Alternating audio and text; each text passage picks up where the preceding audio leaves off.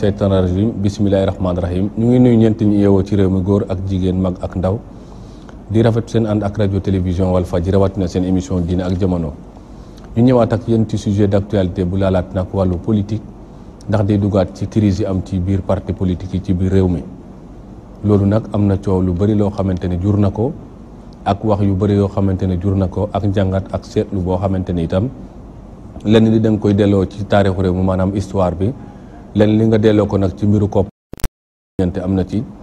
lenn li nga delloo ko ci wàllu démocratie bi ñu wax ne ci biir parti bi ndax am na démocratie interne ci parti yi beneen ba dem ci li ñu wax alternance itam ci boppu parti politique yooyu ak beneen boo xamante ni itam nag boo seetloo ci yu mujj yi mel na ni itam guerre de génération dafa tàmbaliwaat ci biir parti yi ndax ñi koy xëccoo itam bokkuñu ay génération loolu nag bokk tey ba tax nit ñu bëri jàpp ne ndax àndandoo Macky Sall yi ci wàllu politique jafe-jafe yi ñu nekkee itam loxo nguur de cee nekk ndax am na ñu ko koy jiiñ ne def te ñu àndoon ak moom ci wàllu doole mu yaakaar leen ci doole bu ñu yoreetul doole boobu lan la leen mën a jural te ñu jëm ci élection fii ak ay weer bi tax te ji ñu prier ci ay nit ñoo xamante ne fas yéene nañoo xool mbir mi ba xam nan la tëddee ci seen bopp waaye itam ci xalaatu nit ñu bëri ci biir réew mi ndax ay jàngatkat lañ ay seetlukat lañ moo tax maa ngi toog tey ak suma naataangoo Assane Samb di directeur de publication Rewmi Quotidien Assane maa ngi lay nuyu. maa ngi lay fay bu baax Ousmane. maa ngi fi ak Babacar Fall ngeen xam ak suñu plateau mu bokk ci GRADEC di kuréel goo xam mu ngi saytu ci wàllu élection. maa ngi fi ak Abdourahmane Sow bokk ci COS M23 Abdourahmane maa ngi lay nuyu. maa ngi fi ak Maurice Soudieck Dione di docteur en sciences politiques enseignant chercheur à l'UGB Maurice Soudieck Dione maa ngi lay nuyu. maa ngi rafetlu seen teewaay yéen ñëpp ci suñu plateau di gërëm di sant ñu teewlu ci jamono yi ñu nekk nii. kon dañoo nekk ci contexte politique boo xamante ne tey li ko marqué mooy ay démission ay nit ñu bàyyi seen parti ñi tekki seen ndombal tànk ñi jiinante mbiru xaalis ba tax nag ñu bëri sax biñ seetloo yëf yi fi mu gën a xewee bi nga xamante ni itam moo ci mujj ñu gis ne ci biir parti yi alliés yi la gën a nekk ba mel ni sax mën nañu wax tey ne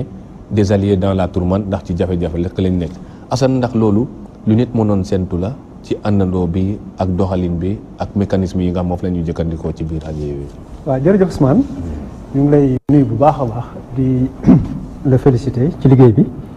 di kontaan ci invitation bi di nuyu tamit ñi ma bokkal waxtaan wi suñu Babacar Fall Abdourahmane Sow Maurice aussi ñu ngi leen di nuyu bu mbokki téléspectateurs yi ñuy seetaan comme ni nga ko waxee rek effectivement am na crise ci biir parti yi est-ce que ñu ngi ko waroon nañ ko séentu en kay ñu ngi ko doon séentu parce que xam nga politique bi dafa ñëw greffé wu ci société maanaam te société bii dafa am ay changement ay coppite yu ci am ndax tey boo ko seetloo am na li tubaab di wax crise d'autorité boo seetloo tey kilifa yépp am problème te ñañu yilif par rapport ak ñañu yilif société bi mooy dox bu ëssiw léegi am na aspect sociologique boobu boo ko analyser da ngay gis ni même boo demee ci këri diine yi xalif yi jëkkoon boo seetloo ñoom Sëñ Fallou ak maam El Hadj Malick ak Seydina Issa ak ñooñu xëy na nañu leen jàppe woon nañ leen fonke woon nañu par rapport ak ñañu yilifoon bokkul ak léegi boo ko xoolee nag situation bi ci parti yi da ngay gis dafa am changement yu rëy parce que amoon na ba ay années 70 80 am na li ñuy wax idéologie maanaam parti boo ci dem dafa am lu ko benn ciment bu fa am xam-xam bu ko lal ñii di wax socialisme ñii di wax libéralisme ñii di wax marxisme ku nekk am lu gëm mooy ci loolu nga gëm ni société bi boo ko tracé amaana yow buñ la bàyyee di nga liggéey jëmale ko ci tel côté ku si nekk am loo gëm léegi nag yooyu yëpp moo jeex léegi bu may seetlu parti yi dafay mel ni ay groupement d'intérêt politique comme ni ñuy amee groupement d'intérêt économique maanaam tey parce que ma ñëw ànd ak benn nit parce que am nañ fa lu ñuy fay yaakaar lu ñu fay séentu loolu bu ñu ko amee xayrun bu ñu ko yeexee am sax ñu dem bu ñu seen soxla tamit buy faju ci biir parce que leader ba mu ngi leen koy fajal amaana ñu yàgg fa loolu yëpp am na fa beneen bi aussi loolu du ci wàllu militant yi rek mais boo xoolee ñi yore parti bi dafa am problème mu li ñuy wax démocratie interne ju ñu nga ko sànq maanaam tey boo créé sa parti gis nañ ko ci PDS ñooñu dañu mel ni seen parti ñoo ko moom dañ kaa boole seen patrimoine boo da nga muut baa mott boo fa nekkee la ñu bëgg ngay doxal wala nga dem sa yoon. réalité boobu nag am évidemment fu mel ni parti socialiste donc fu mën a doxalee noonu parce que réalité yu bokkul. fu mel ni LD donc fu mën a doxalee noonu parce que réalité yu bokkul waaye teewul ñoom ñëpp nag dañoo bokk di yëngatu te li leen yëngal mooy ku fa nekk rek ak position boo mën di nekk rek yaa ngi xool yow nan ngay mën a baax nga ciy gis sa bopp comme ni ñu koy waxee. waaw léegi nag comme affaire politique bi nekk parti yi nekk nañ ay groupement d'intérêt politique ba pare nit ñi yaakaar ni ci ay société la ñu nekk ay société privée yoo xam ne da nga war di jariñoo dégg nga chef responsable politique yi nekk ay chef d'entreprise presque boo ko xoolee nit ñi tamit dañuy bëgg di jot seen salaire noonu laa koy gisee alors moo tax tey bi nga yoo seetloo réew mi moo mujjee yëngatu daanaka ci côté bopp parce que c'est vrai que réew mi bari mais Thierno la mu liggéey la assemblée ak ni ñu ko xamee ci jàmbaare bi ñu ko investirul ci xëy na liste proportionnelle ba nga xam ne war a mën a nekk député alors gis na gur na ci moom ak frustration ba tax na mu génn parti réew mi alors parti daal amul boo xamante ni rek mucc nga ci loolu lu parti tuuti ak lu parti rëy ba ci APR da ngay am problème boobu te seetlu naa ni saa ba parti bi faloo wala mu nekk ci position falo problème bi gën a yokkoo parce que nit ñi dañuy gën a xabtalu ci jot seen intérêt loolu daal laa gis ni ci jàngat bi loolu moo indi crise yi ci parti yi amatuñu ay parti politique amatuñu idéologie ay groupement d'intérêt politique la ñu am ay genre société privée yoo xam ne ku si nekk yaa ngi xool nu sa affaire di baaxee boobaa nag xëccoo bi day am kilifteef aussi amatul doo gëm kenn gëmoo benn nit gëmoo benn idéologie sa bopp rek nga gëm ak sa intérêt nañ ci dellu si waat léegi Assane Samba Babacar Fall ñu gis ne kon diggante sympathisant ak militant nit mën na ko militant mooy koo xamante ne da nga am engagement ci benn idéal boo gëmoon mooy li Assane doon wax conviction idéologie ak yooyu ngeen ci ànd ñu bëri dañu wax ne bu fekkoon réew mi xeex ak bëri rek a koy maye dina am ñu jiitu président Macky Sall depuis waaye xeex nañ fi lu ne waaye amuñ ko diggante bi nag bu ñu àggee ba léegi militantisme boobu nag bëgg a bàyyi la place à quelqu'un koo xamante ne genre groupement d'intérêt politique la est-ce que kon tey mën nañoo jàpp ne lu dëgër mën na cee téye parti yi tey ba itam ku ci adhésion bi bañ a nekk. jërëjëf Ousmane maa ngi lay gërëm di la sant ci invitation bi di nuyu suma xarit bi nga xam ne moom laa fekk fii Assane Samb Abdourahmane ak professeur Maurice Diop yaakaar naa ne thème bi nga xam ne moom ngeen tànn tey ñu waxtaane ko dafa nekk wax ni am solo la par rapport tey réew mi fi mu toll surtout ci wàllu politique parce que coow li bari na lool comme ni ñu koy waxee bu njëkk ba dafa am mutation boo xam ne dafa am maintenant ci langue politique parce que parti yi dañ daan am lu ñuy wax ay militants pur et dur maanaam ñoo xam ne bañ doon engagé wu ci politique dañuy engagé parce que dafa am lu ñu gëmoon am benn idéal booba booy engagé ci politique jamono yooyu maanaam da nga ci am ay risques yooyu ci doon jël risques yoo xam mën nga ci ñàkk sa bakkan mën nga cee tëj kaso comme mën nga cee ñàkk sa place bari na tey man ñu ma xam ci réew ñu bëri ñoo xam ne seen engagement politique jural na leen ay gàllankoor yu bëri ci seen carrière politique ak ci seen jàng mais dafa mel ni nag dañuy tollu jamono boo xam ne loolu maanaam dafa amatul léegi da ngay am maanaam espèce su du ma wax ne sax militant engagé nit koo xam ne rek day ñëw dugg ci parti bi parce que dafa am loo xam ne moo ko yëkkati muy loo xam ne intérêt tey damay dugg ci parti sàngam lan laa ci mën a am donc loolu li muy indi mooy li kii doon wax maanaam nit ñi tey duggatuñu parce que dafa am gëm-gëm boo xam ne dañ ko gëm ci wàllu politique am na ba tey nag ñuy dugg parce que tey vraiment dafa am loo xam ne dañ ko bëgg pour intérêt immédiat wala moo tax ñu ne léegi daanaka presque boo seetee ba seet parti politique naam sax am na mais li ëpp tey ay entrepreneur politique ñoo am ñoo xam ne dañuy ñëw dugg tey pour am dara am poste wala am xaalis pour war am teranga alors loolu nag bu amee dafay indi ay problèmes yu bëri yoo xam ne mooy yi ñuy constaté léegi mu am ci biir parti yi donc crise yi man am na benn téere boo xam ne maa ngi ciy liggéey maa ngi abordé ci benn chapitre du ñuy wax donc la crise des partis politiques crise identitaire donc crise bi dafa am ay aspects yu bëri am na crise d'identité la am na ay crise d'orientation la et cetera donc da ngay gis tey mais crise yooyu dafa am maanaam ay plusieurs causes maanaam ñuy wax causes yi ak origines yi dafa am ay facteurs internes au parti ak facteur externe. Facteur interne yi boo xoolee mooy par exemple tey ci parti yi bureau orientation yi day toog par exemple parti yi dox moom ay divergence orientation parti bi ka nga xam ne moom moo nekk ci bopp parti fu mu bëgg a jëmale parti bi méngoowul ak xëy na ñeneen ñi topp ci moom wala ñu nekk ci ñooñu adhéré voilà ak ñeneen ñi xëy na ñoom nañu gisee mbir mi moom ay des fois ay crise d'orientation indi ay divergence ba tàggali koo am loolu donc benn côté la beneen côté bi tamit am na lu ñuy wax ay facteurs externes facteurs externes yi mooy di nga gis ne par exemple nit ki day nekk ci biir parti mu am fa influence de voix maanaam parti bi nga xam ne moo nekk ci nguur gi pour naxasal parti boobu parce que day de xëy na parti boo xam ci kujje politique gi la wala sax même bu nekkul ci kujje politique bi mu nekk ci mouvance bi waaye parti ba nga xam ne moom mooy jiite réew mi nga xam ne moom tout le temps dafay bëgg gën a di am doole daal di ñëw teg bët nit kooku jéem a fexe ba nuñ koy roccee ba xëcc ko pour saper l'autorité waaw maanaam c'est-à-dire que dañu fexe ba soit ger ko ci wàllu xaalis wala jox ko poste pour jéem ko rocc indi ko ci seen parti loolu mooy facteur externe gisee ci période bi ñu toll am na ci militants yoo xam ne jóge nañu tey ci kujje gi dem ci nguur gi loolu lépp donc dafa nekk loo xam ne vraiment ay tërlin la yoo xam ne yu ñu tël yoo xam ne c'est savamment orchestré pour nasaxal parti yi nga xam ne nu mu tëti ñoom ñoo nekk ci kujje gi donc boo seetee ba seet tey parti bi nga xam ne par exemple moo ŋànk réew mi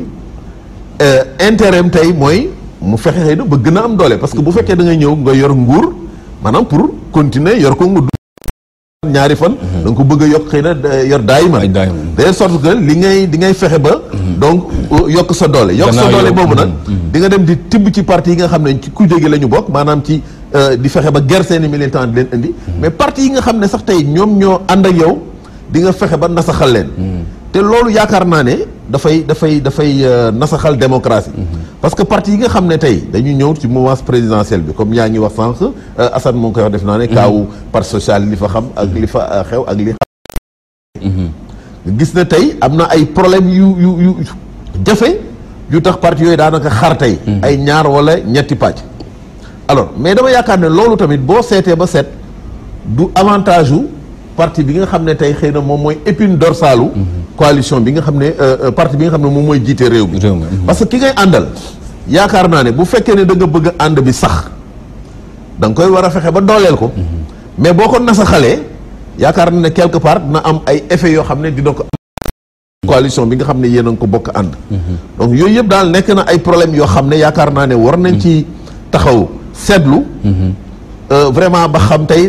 lan moo ci saafara bu fekkee ne vraiment bëgg nañu dëgëral suñu démocratie yaakaar naa ne war nañu dellu ca cosaan maanaam lañ daan def démb di def maanaam formation ba nga xam ne nit ki buy ñëw di dugg ci parti yi gëm-gëm lay jiital plutôt que intérêt wala alal wala poste boo xam ne donc moom la ci yam loolu yaakaar naa ne bu ñu ko réglé je crois que donc crise bi xëy na peut-être dina wàññeeku te yaakaar naa ne problème yi ñu am tey ci diggante parti politique yi yaakaar naa ne xëy na dinañ ko mën a diggante intérêt général ak intérêt personnel Abdourahmane Sow kon mbir mi boo seetee yëfu seddoo bokk na ci parce que li Babacar wax ne boo doolelee sa allié peut-être ci wàllu quota comme yi sax dañoo am slogan bu bees gouvernons ensemble la nga koy war a jël foofu dina bëri yu mel noonu mais xam nga boo demee aussi benoon moom kese ngay amal affaire yu mel noonu yëpp kon est-ce que nit da cee mën a xaar comme ni mu wax facteur interne mais facteur externe politique yoo xamante ne day affaiblir pour gën a dooleel ki nga xamante ne moom lañ àndal. congrès sans débat ni ko presse bi tuddee woon au niveau du PS bi Ousmane Tanor Dieng di ñëw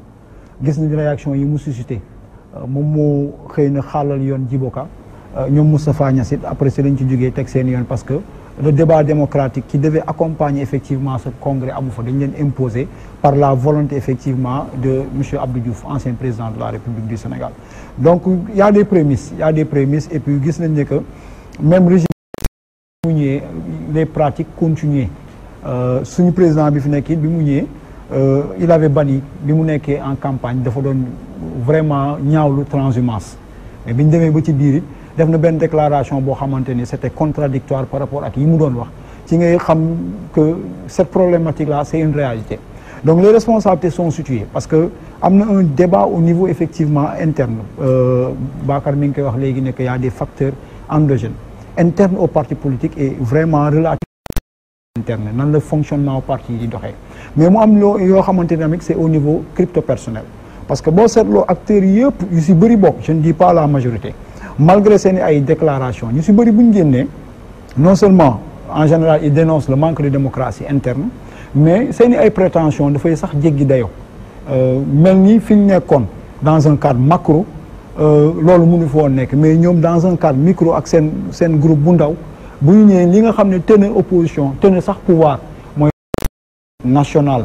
de prise en charge des en tout cas des différents secteurs ñoom bu ñu génnee dañu am prétention ne ñoom mën nañ ko alors que pendant 10 ans ils l'ont essayé dans leur parti wala opposition bi ci boppam ay at mi ngi koy jéem defu ko wala pouvoir bi ci boppam ak seen i budget yu rëy mënuñu fexe ba régler problématiques yooyu donc les premières prétentions yi déclaré yow bu dee da nga am tuuti recul observer certaines réalités doo ci mën a ànd donc conclusion bi ngay ñëw mooy problème de pouvoir dafa am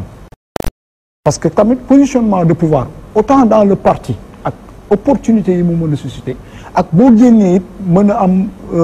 ay opportunités yooyu mën a am ak nguur gi fi ne c'est des enjeux yoo xamante ni tey jii mooy piège bi dal ci kaw ñëpp parce que ku nekk bëgg nga jël sa wàll depuis que le président de la République mu déclaré au niveau de la campagne de 2011 que de 2012 nous allons gagner le pouvoir ensemble et gouverner ensemble piège bu rëy la boo xamante ni moom xam na yan place pour mën a anéantir effectivement parce que dafay politique te feeñ na trop ci ay démarches am et puis il ne se limite pas à ce que ñuy soudoyer yenn partis politiques parce que gis nañ tey jii avec l'élection du Haut Conseil des collectivités territoriales avec un budget de 6 milliards mais ñëpp xam nañ ne c'était pour capter une clientèle politique mais aussi pour asseoir la force par exemple de monsieur Tanor Dieng et c'est une réalité bu foofu jógee mi ngi par exemple ay outils yoo xam ne yor na ko tamit en général buñ la xëccee boo ñëwul bu dee da nga am malchance avec le pouvoir mais dañ lay damate dañuy yónni jël seen en tout cas les organes de contrôle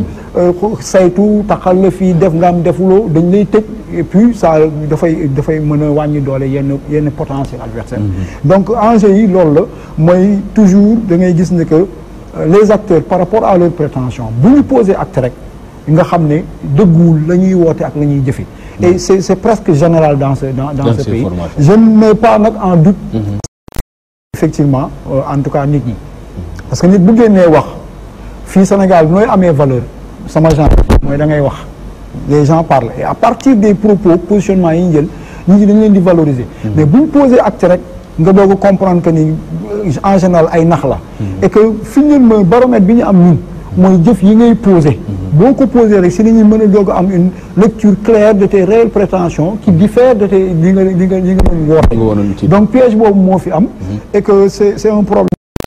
le pouvoir en profite de toutes les manières daf ciy profiter par la corruption di jënd nit ñi di joxe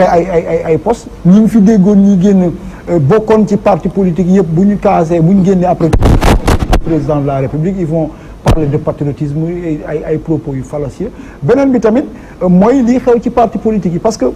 pouvoir bi dafa faillir la loi organise le fonctionnement des partis politiques dafa am ay chartes yu leen tëral yoo xam ne boo ko respecté wul mën nañ la éradiquer nous en sommes à 255 partis mooy ministère de l'Intérieur dafa am liggéey les partis politiques doivent faire des rapports financiers des rapports d'activité et tout ça sous peine bu ñu ko deful war nañ leen mën a wàññi mais comme que arrangé na nguur gi dañ ci xaw a masla bu ñu ñëwee ça leur permet de manipuler opposition bi di amoindrir seen force et puis face aux tentations am na ñoo xamante ni au-delà des idéologies moi je pense qu'il y a des valeurs et des principes yoo xam ne nit ñi moom la ñu war a incarner malheureusement c'est ça l'homo sénégalensis bi nga xam ne moom la ñu constaté que ni y a de la prétention franchement c'est contraire Abdourahmane Sow Maurice Soudieck Dione kon ñu gis ne ci mission parti politique bokk na aussi la conquête du pouvoir mu mel ni dinañ dem ba mu yàgg aussi mu mel ni genre détournement boo xamante ne dinañ dem a dem ba le rôle premier aussi bugg a nekk sous servir est-ce que dans ce cas nit mën na stabiliser sa parti face à la corruption ak yoo xamante ne yu mel nii ci ay doxalin ci biir parti est-ce que jotul tey aussi nit ñi nga xamante ne ñoo yore projet bi di ay leader aussi ñuy am loo xamante ni dañ koy wax seen militant mais lu am aussi comme joxe exemple bi bañ a serviru mais ñu servir parti bi. jërëjëf Ousmane maa ngi lay gërëm di la sant ci invitation bi di nuyu di gërëm ñi nga xam ne ñoom laay bokkal plateau bi di Babacar Fall Assane Samb ak Abdourahmane Sow di nuyu itamit ñëpp ñi nga xam ne ñoo ngi seetaan Walf TV. alors politique bi Sénégal parti politique bi ni mu demee dañu wax nañ ko sànq absence su mbébét maanaam gis-gis ci politique loolu daf ci lu am solo la bu ñu seetee ci année 1960 1970 booy xool parti bi nga xam ne moo yoroon nguur gi mu nekkoon parti Léopold Sédar Senghor parti bi nga xam ne mi ngi ko sos 1948 parti boobu dafa taxawoon ci ay gis-gis ci ay programme bu ñu defee noonu ba 1960 ba 1980 dañu gis ne mbëbët bi nga xam ne moom la parti bi amoon maanaam tabax askanu Sénégal mu doon benn ñu naan ko une nation bu ñu jógee mu dal di taxawal koom-koom bi maanaam le développement économique dañu gis ne bi ñu ñëwee ba 1980 ñaari pàcc yooyu xëy na ci wàllu dëgëral askan ji bi mu doon benn am na ay jéego yu bëri yoo xam ne am nañ ko ci ba nga xam ne Sénégal nation la tabax nañu it état maanaam nguur gi institution yi dëgëroon na boo ko méngali ak yeneen réew Afrique yi wante fi nga xam ne moo doon daal fi ëppoon ay jafe-jafe mooy ci wàllu koom-koom bi dafa amoon benn système boo xam ne système mu guerre la woon guerre ci wàllu banque yi nga xam ne moo fi nekkoon ay banque waroon a dooleel koom-koomu Sénégal banque yooyu mel ni yu ci mel ni USB wala BNDES dafa dal di màbb ndax dafa am ay nit ñoo xam ne dañ ko jël akimoo alalu réew mi def ko seen alalu bopp di ko politiquer bu ñu jógee ci loolu li ñu doon wax l'ONCAD l'Office national de commercialisation de l'arachide moo nekk mooy kuréelu nguur gi doon dugg ci baykat yi ak ci réew mi ci biir réew mi donc kuréel googu itam dafa dal di nasax ndax wàllum guerre bi ñu egsee nag 1980 ci la ñu commencé teg li ñu naan les programmes d'ajustement structurel programme yooyu maanaam FMI ak Banque mondiale ne leen yéen kat ni ngeen doon doxale mënu leen wéy di ko def kon bu ngeen buggee ñu lebal leen foog ngeen wàññi nguur gi tax koom-koom bi wàññi boobu ñu wàññi doole nguur gi ci biir koom-koom gi nag dafay ànd ak ñu dooleel secteur privé wante boobu xam nañ ne secteur privé amul donc kon bu ñu génnee nguur gi génne loxo nguur gi ci biir koom-koom gi ba pare ne secteur privé moo koy wuutu te secteur privé boobu amul xam nga loolu dafay dal di doon lu xaw a doy waar loo xam ne sax xel mënu ko jàpp ba noppi ñu ne secteur yi nga xam ne mooy secteur yi gën a am solo ci am réew muy santé muy éducation muy culture mënoo liggéey ku jàngul ku amul formation mënoo liggéey koo xam ne itamit xamoo ki nga doon mënuloo xam fa nga jëm donc kon bu ñu jëlee wàll yi nga xam ne moo gënoon a am solo ci tabax réew dañ ko dal di daaneel ci programme d'ajustement structurel yi foofu la idéologie commencé màbb wante li idéologie maanaam programme ak mbëbët màbbe loolu mën naa wax ne ñi ñu jiite woon ñoo ñu ko teg ndax doxalin bi ñu doxaloon bi ñu amoon teguñu ko ndax ci guerre lañ ko tegoon bu ñu jëlee foofu mooy ci wàllu ñi nga xam ne ñoo ŋànkoon nguur gi nga jël léegi yeneen parti yi nga xam ne ñoo nekkoon parti de gauche yi booy xool parti yi nga xam ne ñoom daal dañu ne woon seen mbëbët mooy ñu def société tabax société boo xam ne ñëpp dañu yem ci wàllu koom-koom ba noppi ñëpp daal nguur te di séddale voilà nguur gi mooy séddale donc bu ñu yeggee ci loolu parti yooyu dañu ne woon ñoom li ñu privilégié mooy la qualité du militant de la quantité de militants maanaam dañu jël ñi nga xamante ne tàggat nañ leen ci seen xel tàggat nañ leen ci mbëbëtu parti bi tàggat nañ leen ci idéologie ak ci gis-gis ñooñu ni ko Lénine doon waxee dañ waroon former le parti élite maanaam parti bi nga xam ne dafa war a nekk ci di taxawu askan bi nekk bu ñu mën a wax lumière u askan bi mooy nekk daal fer de lance bi nga xam ne moo bi donc ci loolu ñooñu parti yooyu seen rôle nekkuñu woon ñu am ay militants yu bëri kon boo ko xoolee dafa nekkoon ay parti yoo xam ne ci université bi lañ doon yem wala ci ñi nga xam ne ñooy jaay seen doole donc daal parti yooyu dugguñu woon bu baax ci biir askanu Sénégal rax ci dolli bu fekkente ne ñoom dañu jàppoon ne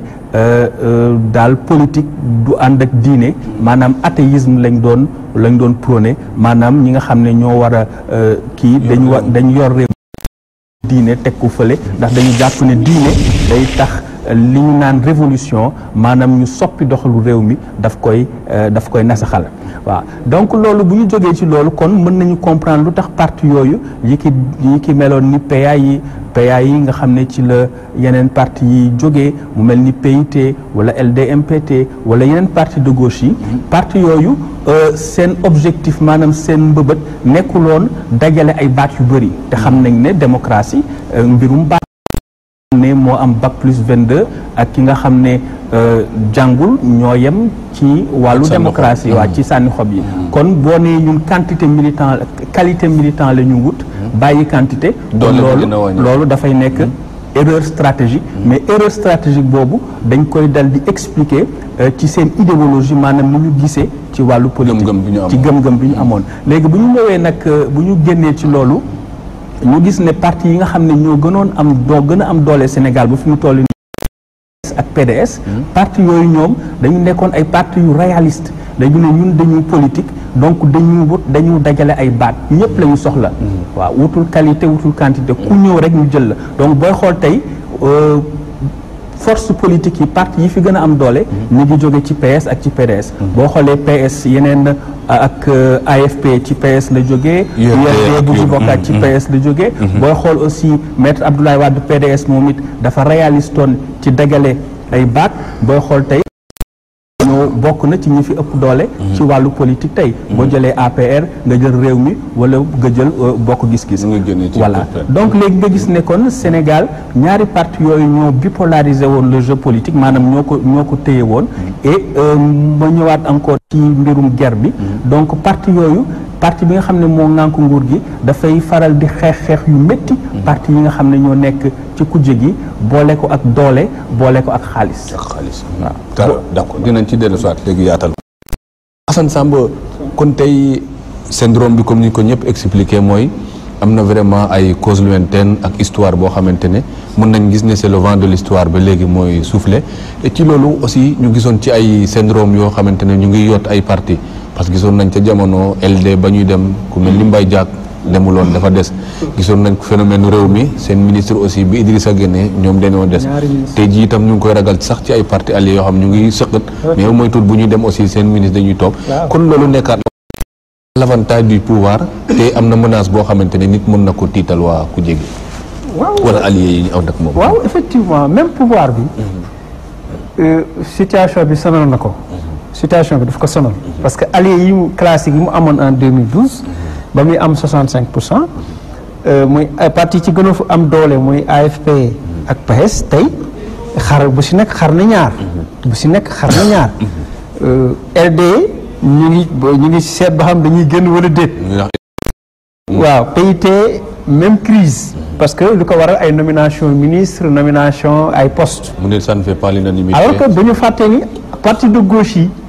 parti yooyu ñuy wax de gauche mooy ay LD PIT ak yooyu ñu amoon idéologie marxiste-léniniste parti la yoo xamante ni professeur mu ngi koy fàttali sànq parti la yoo xam dañu gëmoon ni ñoom ñoo fa war a nekkal ñu néew doole ñoo leen war a taxaw ñoo même bu ñu amul poste baax na bu ñu amul dara baax na leader bi ci boppam mooy gën a oyof mbubb ci toogaay bi leader bi boo ko musaa fekk ci parti bi moo fay gën a oyof mbubb parce que ñoom noonu la ñuy fonctionner bëgguñu kenn waaye léegi nag ñu ngay xëccoo ay poste gis nañ kaa Khoudia Mbaye gis nañ kii si Mansour Sy bi ñu ko faree bi ñu fulee Mansour tekkale Samba Sy coow li mu indi am na nag ñu ni sax ay Mamadou Ndoye toj na caax yi parce que moo ko def exprès indi polémique ni daana jot 4 millions di ko jox parti bi Moussa Sarr daana jot 2 millions donc vraiment te ci jamono COP 21 AST loolu professeur Samb doon wax kii professeur Momar Samb waaw paccoo bi paccoo bi moom moo fi ne maanaam nit ñi ñu ngi séddoo donc amul nguur gi dafa sonn moom ci boppam ci situation bi parce que xam nga maa ngi ko doon analyser sànq bi parti yi changé kanam ëllëg kon ñu am kii privé secteur dañu am parti politique yu fort Sénégal day investir ci politique au lieu que muy investir ci privé maanaam gëmatuñu ñàkk liggéey xam nga dañuy jël daal di politique bi nag cëppaandaw gi nag mooy ñu def ko métier nag daal di jël politique nag def ko métier foog ni nag politique nga mën a jaar rek gaaw léegi am ay millions gaaw léegi faj say soxla gaaw léegi li nga bëgg yëpp nga mën kaa def nit ñu topp la léegi nag moo waral kenn nekkul en sécurité kenn nekkul en doo si ànd ak nit fu ngeen mën di jaar te ba nga xalaat ni mënulaa wor mënta ne yaa ngi fàttaliku bi Macky Sall wàccee Youssou Touré rek wax na musiba ci suur yooyu avant muy tourner di jéggalu parce que moom lañ ko doon jox xalaat na ni ñàkk nañ ko waaye ba mu demee ba gëm ni mën nañ ko nommer ministre conseiller wala jox ko leneen mu daal di maa ngi jéggalu wax yi ëpp na nangam parce que booba yaakaar na ni war nañ ko mën a jox leneen parce que commencé woon nañ jox ñoom Marie Eva ñooñu donc mu ni war naa ci mën a bokk donc vraiment je crois que boo ko xoolee dëgg crise la bu grave boo xam ne man damay xalaat ci sama gis-gis dépassé na cadre politique bi bu ñu ko yemee rek ci xool ko ci politique bi rek dañuy daanu le Sénégal moom ci boppam moom Sénégal ci boppam ci dundinam ak ngëmam ak doxalinam foofu la problème bi nekk actuellement réew mi kan ngay wóolu jëlal say moyen nga jox ko nit nga xool ni mu lay def waxanteel ak nit ba heure ba jot bis ba jot nga xool ni mu lay def ku fi respecté sa kàddu ku fi respecté sa moroom ku fi yéene sa moroom jàmm lu jafe crise boobu ñuy coow noonu ci politique bi ci suñu jikko yi la ci biir kër yi ñu tas ko ci dëkk yi ci quartier yi tas ko ci réew mi waaw muy ñàkk worma ñàkk respecté sa bopp ñàkk gëm liggéey ñàkk jariñu dégg nga koo gis mu naan ay dóor ay lijjanti ay truand kese dans tous les secteurs te ku ko wax dee koo fi sa xel mu rendi la jàll tout de suite kii waxtaan ak yow di kaf moo lay trahir war la loolu mu nekk problème ci société bi loolu moo transféré wu sur le domaine politique dégg nga léegi nag loi bi may yombalal leen ko du ma wax loi bi sax maa ngi tooñ loi bi parce que dama ni état yi lay wax amul tax parce que Abdourahmane nu ngi koy fàttali sànq loi bi dafa clair boo bëggee créer politique dafa am ay normes c'est vrai que association la ku nekk mën nga créer sa parti d'accord mais boo paree na nga fexe ba am siège na nga fexe bay def say réunion na nga fexe ba at mu jot nga déposer sa bilan financier ñu xam foo jëlee sa xaalis ainsi de suite mais parti defuñu ko ñu yombalal leen ko yaa ngi wax 255 ñu ngi 280 nangam ñu ngi 285 yëg nga xam 400 lañ jëm ak ñuy xaar récépissé ak ñi ko jot fan gars yi parewuñu de boo xamee sax man ma wut récépissé parce que xam nga lu tax mooy façon bi gën a yomb bien sûr comme boo nekkee dans le secteur privé wala nga dem bay wala parce que man damay bay wala nga dem ci di def la napp yi wala leneen ñu tànc la saboote la yuuxoo la mbëllee la ba doo am dara gars yi gëmatuñu loolu xam lu ñu gëm dem fu mu gën a gaawee mooy politique bi dégg nga amul sëriñoo amul mécanicien amul baykat amul enseignant amul journaliste foo xool rek gars yi fàq nañ dugg nañ ci parce que dafa gaaw loolu nag moo ñuy rey parce que ñun liggéeyuñu loolu ñuy fay noonu liggéeyuñu ko 2 millions yi 4 millions yi ñuy joxe te Modou Ndoye la ñuy joxe 4 millions mais ñoom Tanor ak ñoom Idrissa ñaar lañ doon jot ci samay recherche te dama koy wax fii si plateau bi ñu ngi doon jot plus de 30 millions au début leader yu mag yi Modou Ndoye xëy na mën na jot 4 mais gars yi ñu ngi doon jot 30 te loolu source sûre ñi mën naa ko toog fii wax ko kon xaalis boobu ñu leen di jox xaalis bu ñu ko jëlee ñu ne woy fonds politique mais fonds politique dafa am lu ko tax a jóg fonds politique pour ay dépenses d'urgence mu am ay affaires yu ay armement sécurité renseignement défense yooyu moo tax fonds politique jóg nécessité la yow nga daal di jël di ko jox ay nit dégg nga prise Ablaye Wade da ko fi def Macky Sall lu ñëw raw Ablaye Wade foofu dégg nga di joxe xaalis bu baax a baax gars yi ñu ngi laal de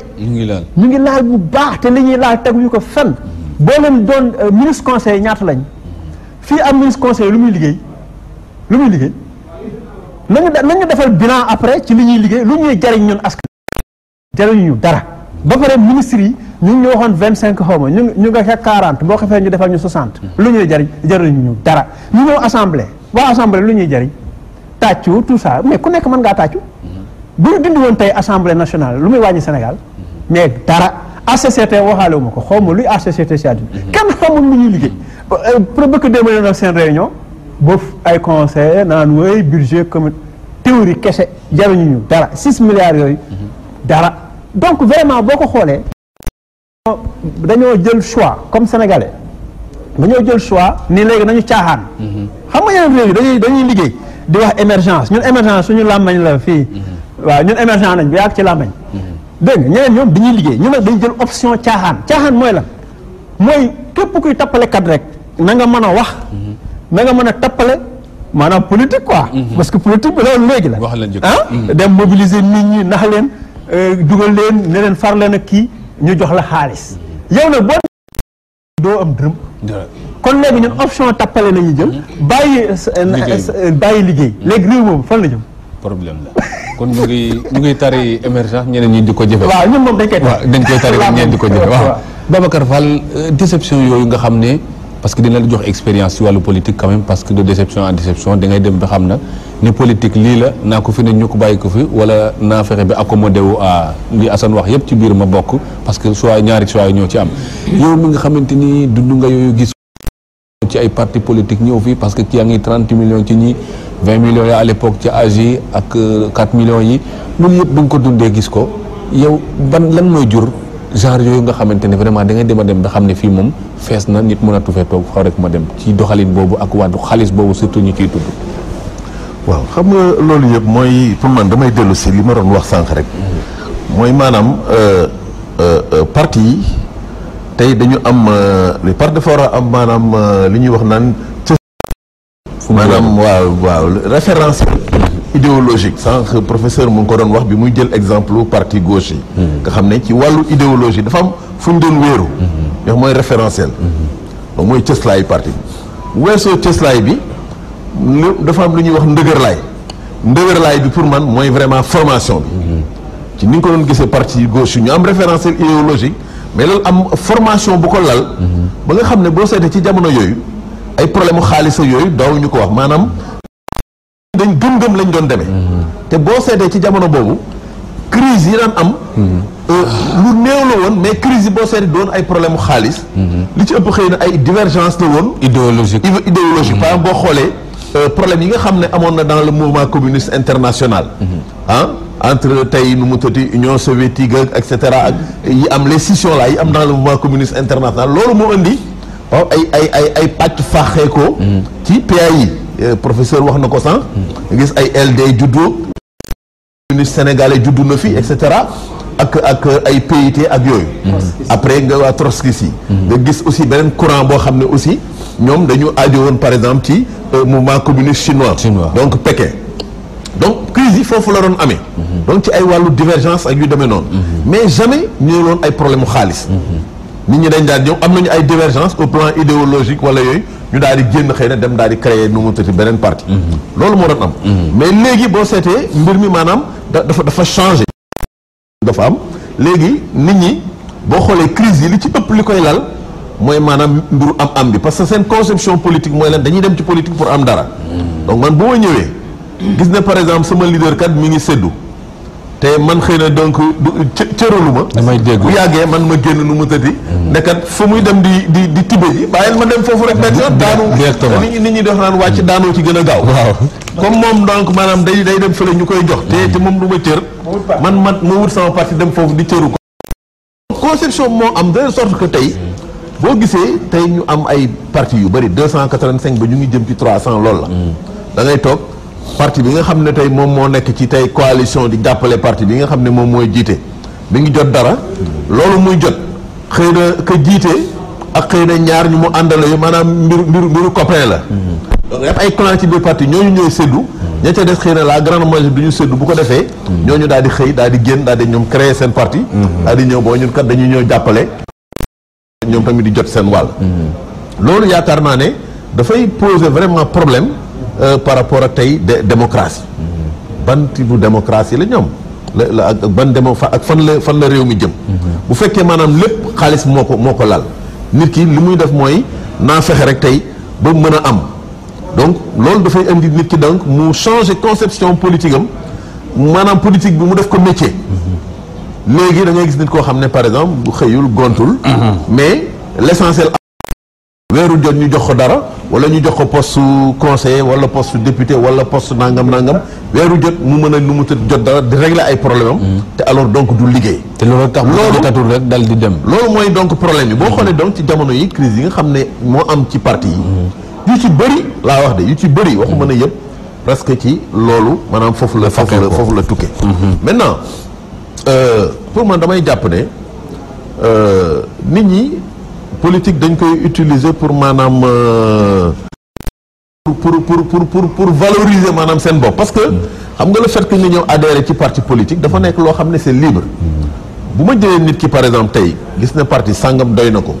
mu ne donc dama ciy ñëw bokk mais moment buy ñëw di bokk ci parti xam nga du tax loolu bu ngi def conférence de presse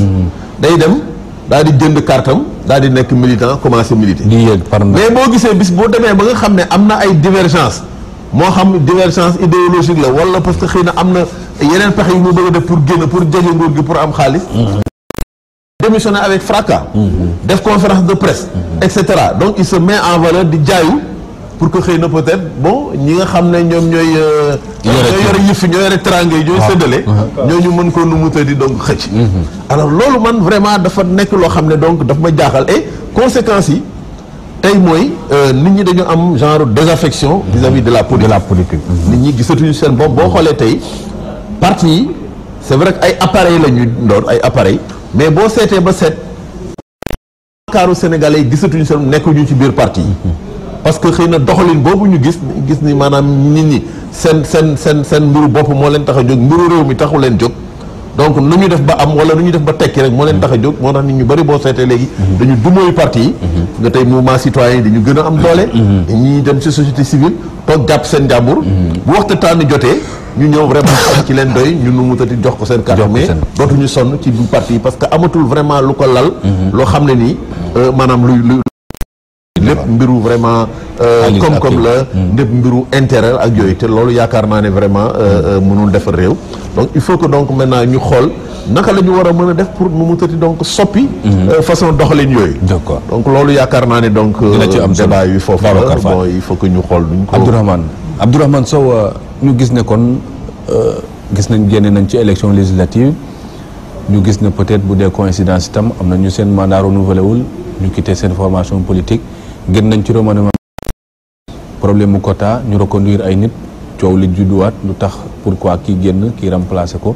ñu mel ni kon tey nekkatul comme ni ñu ko waxee ay destin enlacé mais des destins d'intérêt yoo xamante ni ku ci gisatul sax wala gisoo ci loo ci daan jot rek nga lat di dem dans ce cas là vraiment njëriñu parti politique aussi ak mission am ak par rapport ak li Maurice Soudieck expliqué yëpp ci idéal bi nga xamante ne moom lañ daan viser tey vraiment Sénégal ci taxawaay bi ñu nekk tey lan mooy conséquences yi nga xamante ne commencé na ko jur.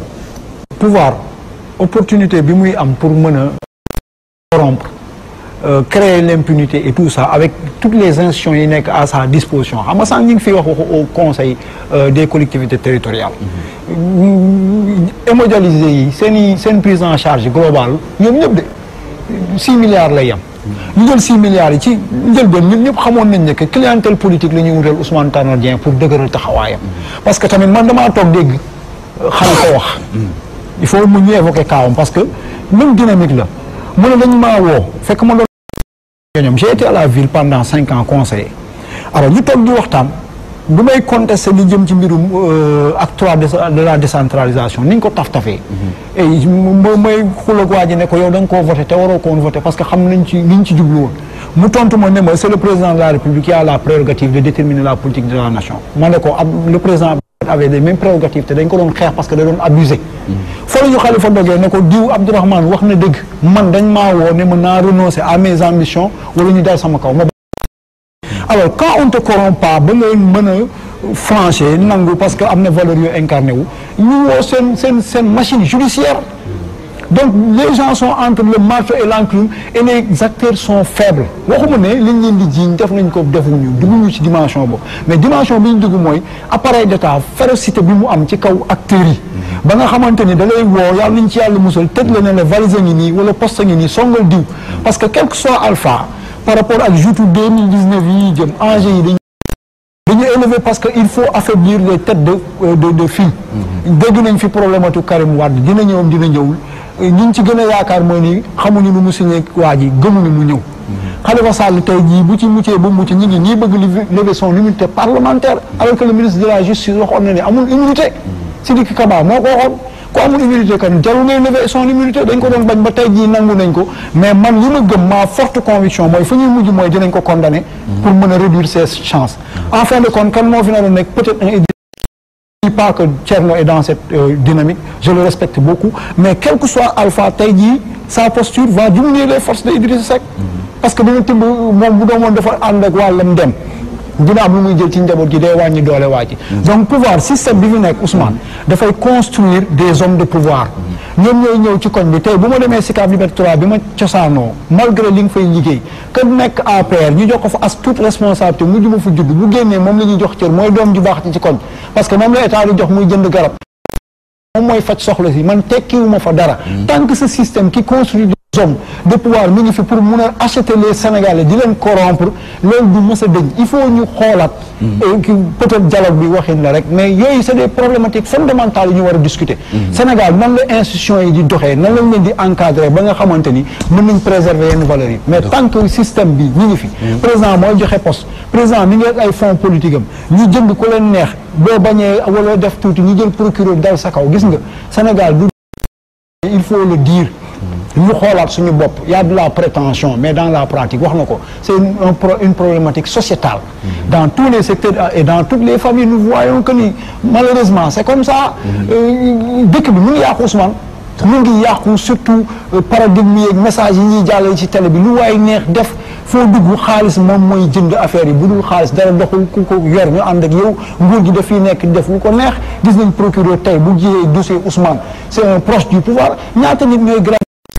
président de la République war a dem muy procureur kenn du leen woo ci pétrole bi ci le ministre Moustapha Diop Cour des comptes dem na fa mu dàq leen ci biti yooyu dafa garaaw ba nga xamante ne en fin de compte la règle c'est quoi mooy loolu neex waaye def l'essentiel que tu y trouves ton compte mais en réalité c'est de la prétention il y a pas de démocratie nañ xoolaat suñu niveau démocratie mais xoolaat suñu institution bi mais pouvoir président de la République fii Sénégal moo indi nii ngeen baal ma waxuma ak le président de la République mais corruption bi ñëpp mooy système bi koy permettre muy jël tey Mamadou Ndoye lii 4 millions suba kële tout mais nit ñaa ngi dee suñu xaalis la c'est ça la vérité suñu xaalis dañuy jël di ko corrompre nit ñi le pouvoir le président de la République ñoom ñoo koy sooke en premier te toujours ci dooleem lay nekk Abdourahmane Sow Maurice Soudiegne bañ ubbee les portes de l'idéologie nga xam ne kon surtout bi libéraux yi ñëwee nga xam ne dañoo ñëw peut-être pactiser ak courant yi fi nekkoon yëpp ñu dem ba à un moment pouvoir boo xamante ne mu ngi liggéey ak ñëpp mu ngi jox ñëpp tax nag gisoon nañ fi sax ñoo xam ne amoon nañ conviction de 1960 date boobu nga wax ba yegg si ci 2000 mosuñu sax pactiser ak benn pouvoir parce que idéologie boobu lañ gëmoon mais dañ dem ba mu yàgg nag mu mel ni loolu dafa mel ni dafa ñëw njar mbir mi ba presque ñëpp mën a def ñëpp mën a gouverner andoo mais gouvernons ensemble boobu li ko lal itam muy problème mu koppar boobu est-ce que tey war nañoo mën a ñëwaat encore boole ko ak école de parti ak formation bi nga xamante ne moo daan gunge xale yi bi nga xamante ne conviction dina am wala boog tuuti moral boo xam dañ ko garder pour aussi guerre de génération bi nga xam ne commencé na bañu am parce que xaalis bi mel ni mooy yëpp. waaw ma ci tàmbale fi ma bàyyee woon en fait dañ doon wax sànq ne nguur gi ni muy fonctionner booy xool ci doole lay doon ak ci koppar. loolu nag mën nañ wax ne depuis jamonoy Léopold Sédar Senghor la woon gis nañu en 1966 ni mu dugalee waa PRA Sénégal ñu ñëw jox leen ay poste ministre te ñoom ñoo fi nekkoon opposition 1962 bu tëj ko ba Senghor aaki moom nguur gi yëpp da ngay gis ne président de la République dafay doon genre buur boo xam ne pouvoir yi mu am dafa jéggi dayo régime présidentialiste boobu mooy continuer ba léegi donc kon répression bi ak corruption bi maanaam jaay doole bi mu doon nga jël yaa yore police yore l'armée yore gendarmerie yore justice di def lu la neex di dal ci kaw nit ñi loolu moo fi am ñi nga xam ne d'accord ñu dal seen kaw ñeneen ñi leen ci gouvernement bi mbaa ñu jox leen ay koppar yu takku kon loolu système boobu mooy continuer booy xool maître Abdoulaye Wade après 74 78 bi mu amee ay lu mat à peu près 18 députés. daanaka moitié député yëpp la ñu jël ger leen. yóbbu leen parti socialiste. donc noonu la mbir yi di mos a doxee. parti bi nga xam ne moo nekk ci opposition bi booy xool ki ci gën a. d'ailleurs moo waral article 60 boobu ñu ki yoon nga xam ne boo démissionné sa parti nga perdre sa c'était pour garantir député loolu xoon voilà pratique yu mel noonu la mais booy xool depuis jamono Senghor amul loo xam ne lu bees la fi ci politique bi nu muy doxee wante li fi bees mooy lenn askan wi ci diggante bi xelam dafa gën a ñor ci wàllu démocratie citoyenneté bi dafa gën a jëm kanam ba pare ñun suñu njiit yi mel ni ñoom nañ doon politiquer ci jamonoy Senghor ba léegi noonu lañ bëgg a politiquer teg ci nag charte yi nga xam ne booy jël code pénal Sénégal mi ngi ak code de procédure pour l'essentiel 1965 ñi ngi nekk ci fi nguuru Senghor gën a méttee ci ñi nga xam ne ñoo féete ci kujje gi 1965 donc da ngay gis ne charte yooyu ñu am pouvoir yu bëri yu procureur pouvoir yu bëri yu ñu jox justice ni ñu joggatee liberté yi ak droit yi dëppootul ak démocratie Sénégal fi mu toll kooku benn pàcc la beneen pàcc bi mooy ni ki Sénégal léegi dañu nekk intérêt général daf fi nasax c'est-à-dire ku nekk rek fi nga nekk da ngay jéem a xool nan nga ciy génne boo dégg sax dañu naan njariñ loo fekkee ñii ne xaalis kenn du ko liggéey dañ koy lijjanti ñii ne mag bu naanee ndox mu tàng suukar saa tax donc da ngay gis ne ñëpp ku nekk fa nga nekk rek yow yaa ngi jéem a xool nan nga ci génne léegi li ci gën a doy waar mooy état bi li nga xam ne mooy intérêt général taxawu ci problème boobu identifié wu ko comme problème c'est-à-dire que bu fekkee nit ki dafa feebar mu xam ne moom kat lii moo ko dal diagnostiqué na ko mu nekkoon feebar bi lii mooy garab bi mais ñun feebar boobu dafa mel ni sax diagnostiqué wuñ ko jàpp ñu ne feebar la dañu ànd ak moom min ko ba loolu waaw foofu la mbir mi nekk c'est-à-dire tey waroon nañu am ministère boo xam ne yëfu citoyenneté rek lay toppatoo waroon nañu tey xale yi nekk maternelle ñu di leen jàngal le respect du booy xool tey Sénégal booy doxantu ni ci mbedd bi nga remarqué nga seetlu bu baax parti yi nga xam ne c'est des partis communs yi ñu njëkk a bokk yi ñëpp bokk maanaam trottoir yi ak yooyu dafay mel ni dañ koy piller dañ koy saccager dañ koy yàqati waaw mais da ngay gis romb da ngay gis ay bâtiment yu rafet ay kër yu rafet léegi ci biti noonu day mel ni dañ koy yàq dañ koy piller waaw loolu dalay won état d'esprit nit ñi ci wàllu ni ñu war a préserver le bien préserver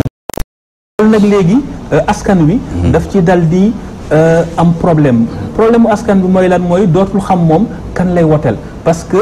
day gis ne ñoom ñëpp a yem léegi dafay nekk rek di dàqaate bu ñu demee boo fal kii ñu dem ba ci biir gis ne kii la mu fi waxoon yëpp defu ci dara ba muy wut nguur gi diggee woon na lu bëri ñu jox ko nguur gi mu def noo xamante ne mën nañ ne tey la waalo gën a aay kon finalement dañu jàppaat rek jëlati keneen kookee ñëwaatee defaat lu mel noonu kon duñu fal dañuy folli rek dañu folli kon léegi Sénégal dama yaakaar ne fi ñu toll mooy ki nga xam ne moo war a falu dafa war a jàpp ne falu ak folleeku lay yemale ndax boo yemalewul falu ak folleeku mënuloo liggéeyal askan wi parce que da ngay dal di doon prisonnier appareil politique yi prisonnier intérêt politique yi prisonnier intérêt yu baree bari mu nga xam ne doo mën a liggéeyal askan wi waaw loolu loo xam ne la war nañ ci taxaw war nañ gën a yee askan wi gën leen jàngal surtout xale yi waaw foofu war nañ fa def un travail extraordinaire malheureusement identifié wuñ ko sax comme problème voilà booy jël aussi maanaam lépp lu jëm ci wàllu impunité dañu nekk ci société boo xam ne dañu yaakaar ne lépp mën nañ ko négocier waaw lépp la ñu waxtaan lépp la ñu négocier lépp la ñu maslaa alors que société pour mu dox foog mu am ay sart yu ñu tëral ku ko wàcc yoon tegu sa kaw loolu itam na Sénégal leneen li ci tegu mooy ñu xeex ndóol ndax démocratie bu ñu buggee mu dëgër foog mu am koom waaye koom bi du mën a ànd ak ni ñu doxale ci wàllu politique ndax xaalis bi war a jëm ci koom-koom bi moom la ñu jël jox ñi 30 millions ñii 4 millions ñii 50 millions ñii jënd 4-4 ñii jënd 8-8 tabax ñaari kër et cetera. Donc loolu lu ñu war a seetaata lu ñu war a càmbar la bu baax ba xool wala samp ay kuréel yoo xam ne du jëriñ caser ay nit ay ñoo xam ne seen njëriñ gisuñu ko. ba xool HCT au conseil des collectivités territoriales mënuñu jël kuréel bu mel noonu jox ko xaalis bu mel noonu ba pare ne ko da ngay def ay vœux maanaam da ngay def rek ay mbëbët ne ñun de yaakaaroon nañ ne bu doxee nii dina gën. mais loolu te ñu am ministère boo xam ne loolu mooy liggéeyam ñu am ay consultants yoo xam ne mën nañ leen jël seen xam-xam màcc na ci wàllu woowu ñu mën a joxe seen xalaat ñu mën a mu am aussi ay agence développement municipal am na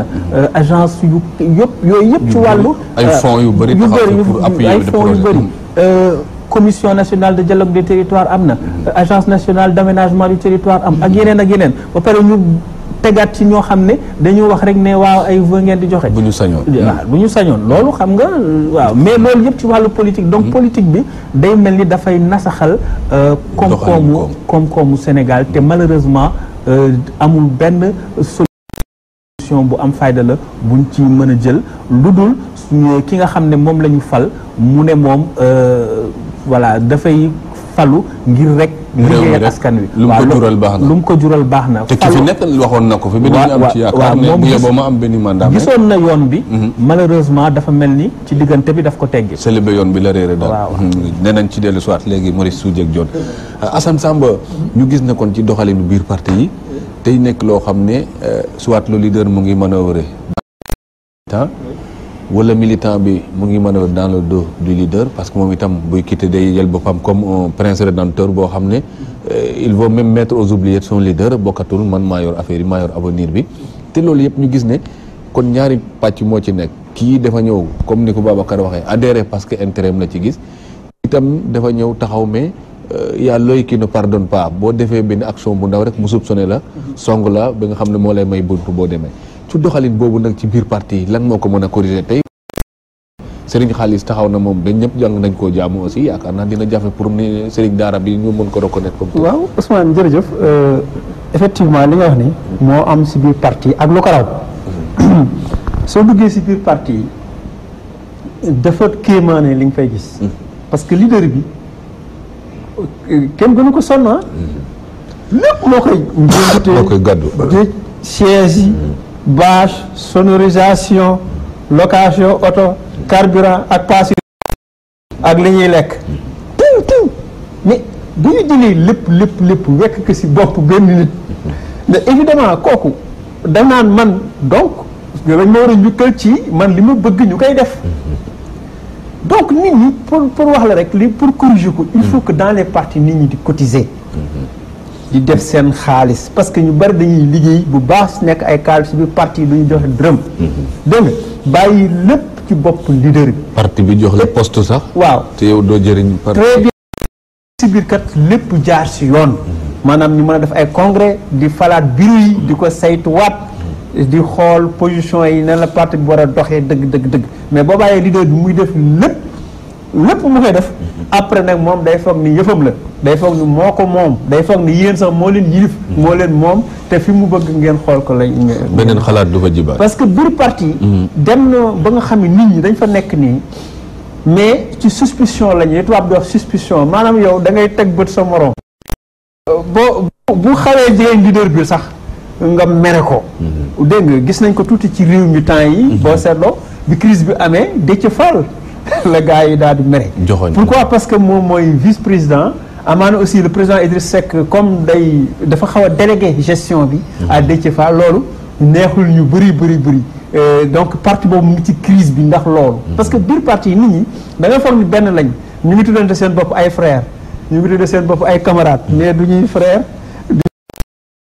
dégg nga ku nekk sax en fait da ngay déranger sa morom boo ko xoolee dëgg ku nekk da ngay yow sax boo dee journaliste boo xefee bu ñu doon namee chargé de com boo duggee foofu boo xefee ñu xeex la tout de suite ña fa duggoon yëpp gaaw nañ génn si parce que gars yi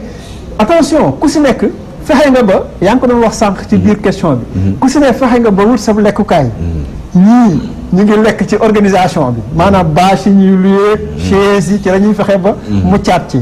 ñii ñu ngi muccaat ci communication bi journaliste yi ñëw ñu ngi muccaat ci lii muccaat ci lee léegi nag muccaat yooyu boo fa ñëwee ba dugg fa di leen déranger. yow yaay noonu bi. donc véritablement loolu ci biir. am naa ci lu mat 5 expérience yoo xam ku ma ci tàggu nee na la mënoo faa ne waaye mujj gi ñëw na ne ma la nga waxoon am na. du fa mën a ne parce que leader aussi militant ko gënal ku ne. voilà yow mi wax dëgg nag di ko orienté. non du ko nangu ñoom ñëpp journaliste yi am problème boobu parce que bu ñu falee chargé de com boo duggee ci structure parti mais gars yi gém bu def la noonu tout de suite di la xeex. ces orientations dañuy jëm ko teg fële. commencé def noonu. et puis sax li gën a garaawul gis naa fi beneen. dañ lay tuumaal li gën a garaaw dañ lay tuumaal. tuumaal jaral na leen ñu tuumaal la wax leader bi yaa def lii yaa wax lii yaa sàcc xaalis bi mais c'est terrible. c'est terrible alors loolu boo biir parti donc lañ fay jàngale. loolu lañ fay jàngale mooy affaire voyou. comme affaire nu ñu koy waxee Pablo Escobar. mafia bi waa cartel drogue yi am foofu Amérique latine. gars yi noonu la ñuy fonctionner en mafia. dégg nga da ngay yow di trahir di dem ci leader bi di wax. moom ci boppam nga di ko jéem a nax si la foo nga dem wuti jibaar ba ko jéem a sëriñtu moom pour yow ngay gën a falu. ainsi de suite donc mafia boobu ñu koy fonctionner ci biir parti yi. ñooñu ba ñu faloo état ba noonu lañ fay def. looloo waral Senghor ñu wax état providence. état boo xam ni. lu nit ñi soxla woon moom da ciy taxaw pour di leen ko defal. nit ñi am na jëf ñëw ni moyen état mieux état maanaam état bi léegi day désengagé mu koy wax secteur privé bi ñu avancé ak yooyu léegi nag xam nga loo amam état voyou état voyou moo am état voyou day agressé état bi day non seulement yéen ngi wax corruption bi sànq développé ngeen bu baax côté corruption bi mais état bi day agressé xam nga agressé mënul weesu jàpp nit jaay doole tëj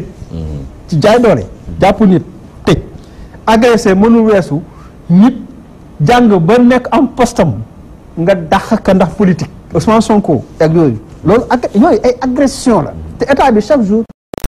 politique li jëm ci affaire politique mu ngi agressé état woon nag bu vëyoo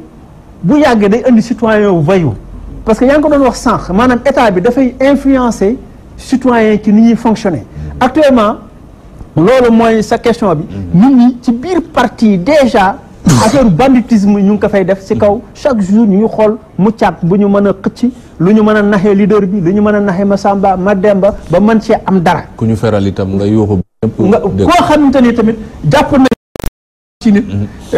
créer ko parce que dafa def ay erreur ci biir parti bi dafa def naa. mu daal di wëlbatu ko génne secret yi mu xamoon yëpp. moom itam daal di koy teg ci place bi. daal di dem ànd wuteeg keneen ku mu àndal ainsi de suite donc. véritablement je crois que wax ngeen ko sànq diagnostiqué nañ ko problème bi dafa sérieux déjà ci biir parti parce que benn démocratie interne amu fa mais aussi ñu ngi fonctionner comme ay mafia comme ay cartel de drogue beneen bi mooy état bi ci boppam moo gën a veyu mu ngi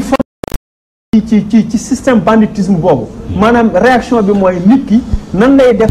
ba réussir laxat ba waxee parti ñun la legatu neen di jàpp béy ndax lu béy loolu la ñuy wax waaw kon kañ la ñu nekk ay béy donc problème bi foofu la nekk dëgg mooy nan la ñuy def pour redresser la barre et je crois que première solution bi déjà nañu fexe ba ñu régler système éducation bi enseignants yi ay jàmbaar lañ mais nañu xool programme yi xale yi déjà à bas âge instruction civique ak yooyu drapeau yëpp professeur mi na wax sànq intérêt général ñu xam lan mooy intérêt général xam lan mooy service public parce que mën nga nekk société privée comme Walfadjri tey li ngeen di def nii service public la parce que c'est un service d'intérêt général donc loolu il faut ñu koy jàngal citoyens yi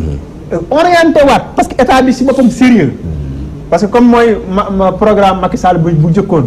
na mu ko tege woon ca commencement ba mu door a falu dégg nga état bi sérieux wàññi seen i dépense ñoom ñu décider sérieux parce que état bi ni muy doxalee nii sérieux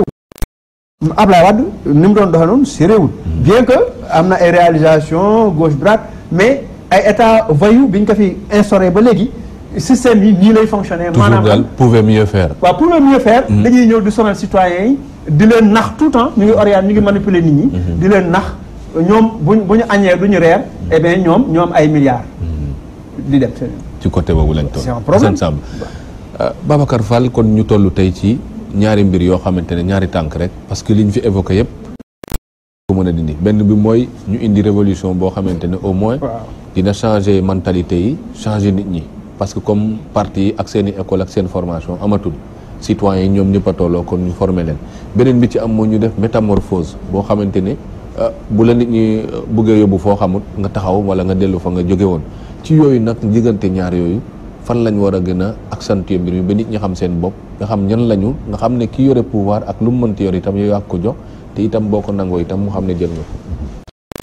mooy maanaam ci dafa ñuy indi rek ci wàllu tey solution yi. lan mooy solution pour ñu génn ci situation bi nga xam ne moom la ñu nekk.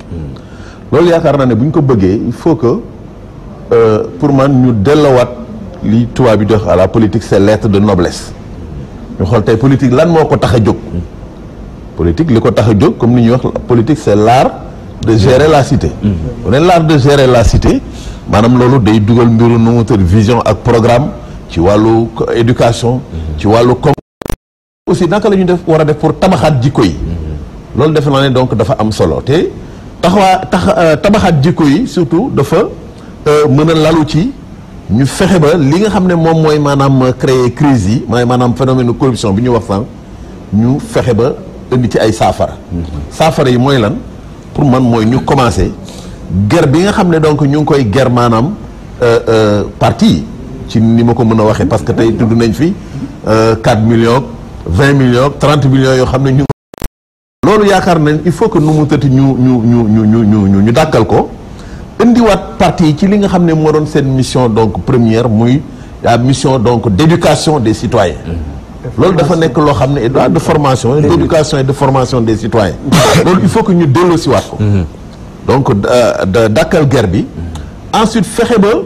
booba léegi c'est ñu ngi koy wax naan même tey actuellement ci réforme yi xam ne nit ñi ñu ngi koy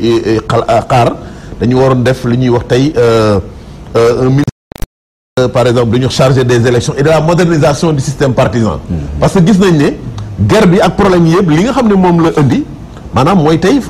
floraison parti yi am ñu jógee ci bu njëkk ba ay dans les années 78 ak 80 ci ay peut-être xëy na 20 30 partis ba tey ñu ñëm ci 285 jëm 300 parce que li tax floraison yi di am nit ñi tout le temps dafa am intérêt bu leen tax a jóg dañu créer parti parce que am na lu ñu war a jëli dañu war nañu jëli suñu wàll ci nag bi donc loolu bu fekkee ne yaakaar naa ne dakkal nañ ko phénomène bi xëy na dina am nu mu ralentir donc ñu xool maintenant naka la ñu war a def pour xoolaat mission parti politique yi xool aussi ci yan anam la nit ki war a créer politique parce que tant que loolu mi ngi am corruption bi nit ki mu wóor ko ne tey bu ma génnee ci parti bi dem taxawal sama parti dem jàppale ci nguur bi dana am astuce bu may am le phénomène là dafay continuer. daa mel dañuy waxaale par sax door a génn. parce que waaw dañuy dem sax waxaale. wala ñu ger leen ne leen non bàyyil diw boo ñëwee dinaa la jox li nga ñëw. ñu song donc moo tax ma ne mbiru corruption boobu ak forme bu mu mënti am bu dee poste bu ñu la promettre jox la ko wala bu dee xaalis boo xam ne dañ la koy jox il faut que loolu maanaam ñu dàkkal ko. ba pare ñu xool loi bi nga xam ne tey moom mooy nu mu tëtti vraiment régler mbiru parti politique yi ñu xool tey naka lañ ko mën a tëggaate ba teg maanaam ay chartes yoo xam ne parti yi ci la ñuy mën a dox. ñu rationaliser voilà rationaliser parti yi léegi boo bëggee créer parti noo war a def critères yi nga xam ne moom nga war a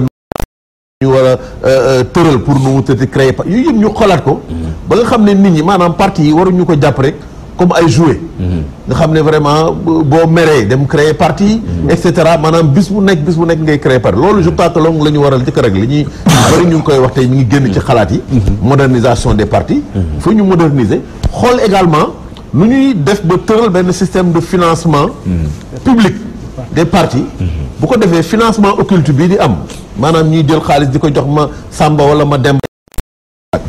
kat parti voilà léegi nii la nit war a créer parti nit bu créer parti pour mu mën a am accès au financement il faut que nu mu tëtti donc mu am telle ou telle condition yu mu remplir il faut que mu am représentativité par exemple bu tollu nii il faut mu am par exemple nangami député wala il faut que mu am nangami par exemple ndaw yu ko toogal ci collectivité locale yi et cetera ñu tëral ay chartes yoo xam ne yu leer bu ko defee parti boo xam ne yaa ngi respecté chartes yooyu nga mën a am loo xam ne dañ la koy jox mais buñ la ko joxee aussi buñ la ko jox noonu rek ci doxale faut que ñu tëral ay règles yoo xam ne dafay dëppoo ak maanaam doxalu réew mi ci wàllu par exemple comptabilité publique nga xam ne yow at mu jot da ngay ñëw présenter say compte nekat xaalis bi nga xam ne donc jox nañ ma ko voilà nii ak nii laa ko doxale lii laa ci def ak lii laa ci def et cetera bu fekkee ne vraiment loolu dëppoo na ak la yoon santaane vraiment ñu jaajëfal la bu fekkee ne dëppool ak la yoon santaane tamit yar wi dal sa kaw mën nañ la dissoudre wala yooyu mais boo seetee donc loolu tant que réglé wuñ ko ay jafe-jafe la ñuy nekk nit ñi dañuy def nii di naxaatee saupoudrer et cetera taxawal ay parti bu tayee nga ànd kii suba nga ànd kële gannaaw suba nga bàyyi kii dem créer sa parti loolu yëpp parce que intérêt la politique métier lañ ko def maanaam wutukaayu xaalis lañ ko def te loolu yaakaar naa ne dafay nasaxal suñu démocratie. Babacar Fall. Abdourahmane Sow, ñu gis ne leader yi nga xamante ñooy diriger parti yi léeg-léeg li leen di reprocher am na manque de démocratie am rupture de confiance parce que projet bi nga waxoon ak fa nga jëm dañuy dem ba gis ne fi détourné nañ ko te day am ñu muy profiter am ñoo xamante def leen di bàyyi ñu dem mu yàgg aussi alternance à la tête des partis politiques congrès du am dara du am boo demee war a pour atterrir rek nga décoller waat ak parti bi di dem côté boobu aussi ni ñu ko war a réglementer tey ba vraiment démocratie interne am contradiction am ci biir parti yi courant yi waxtaan di orienté waat yëf yi mais loolu est-ce que ak fonds yi nga xamante ne ñu ngi koy tudd 30 millions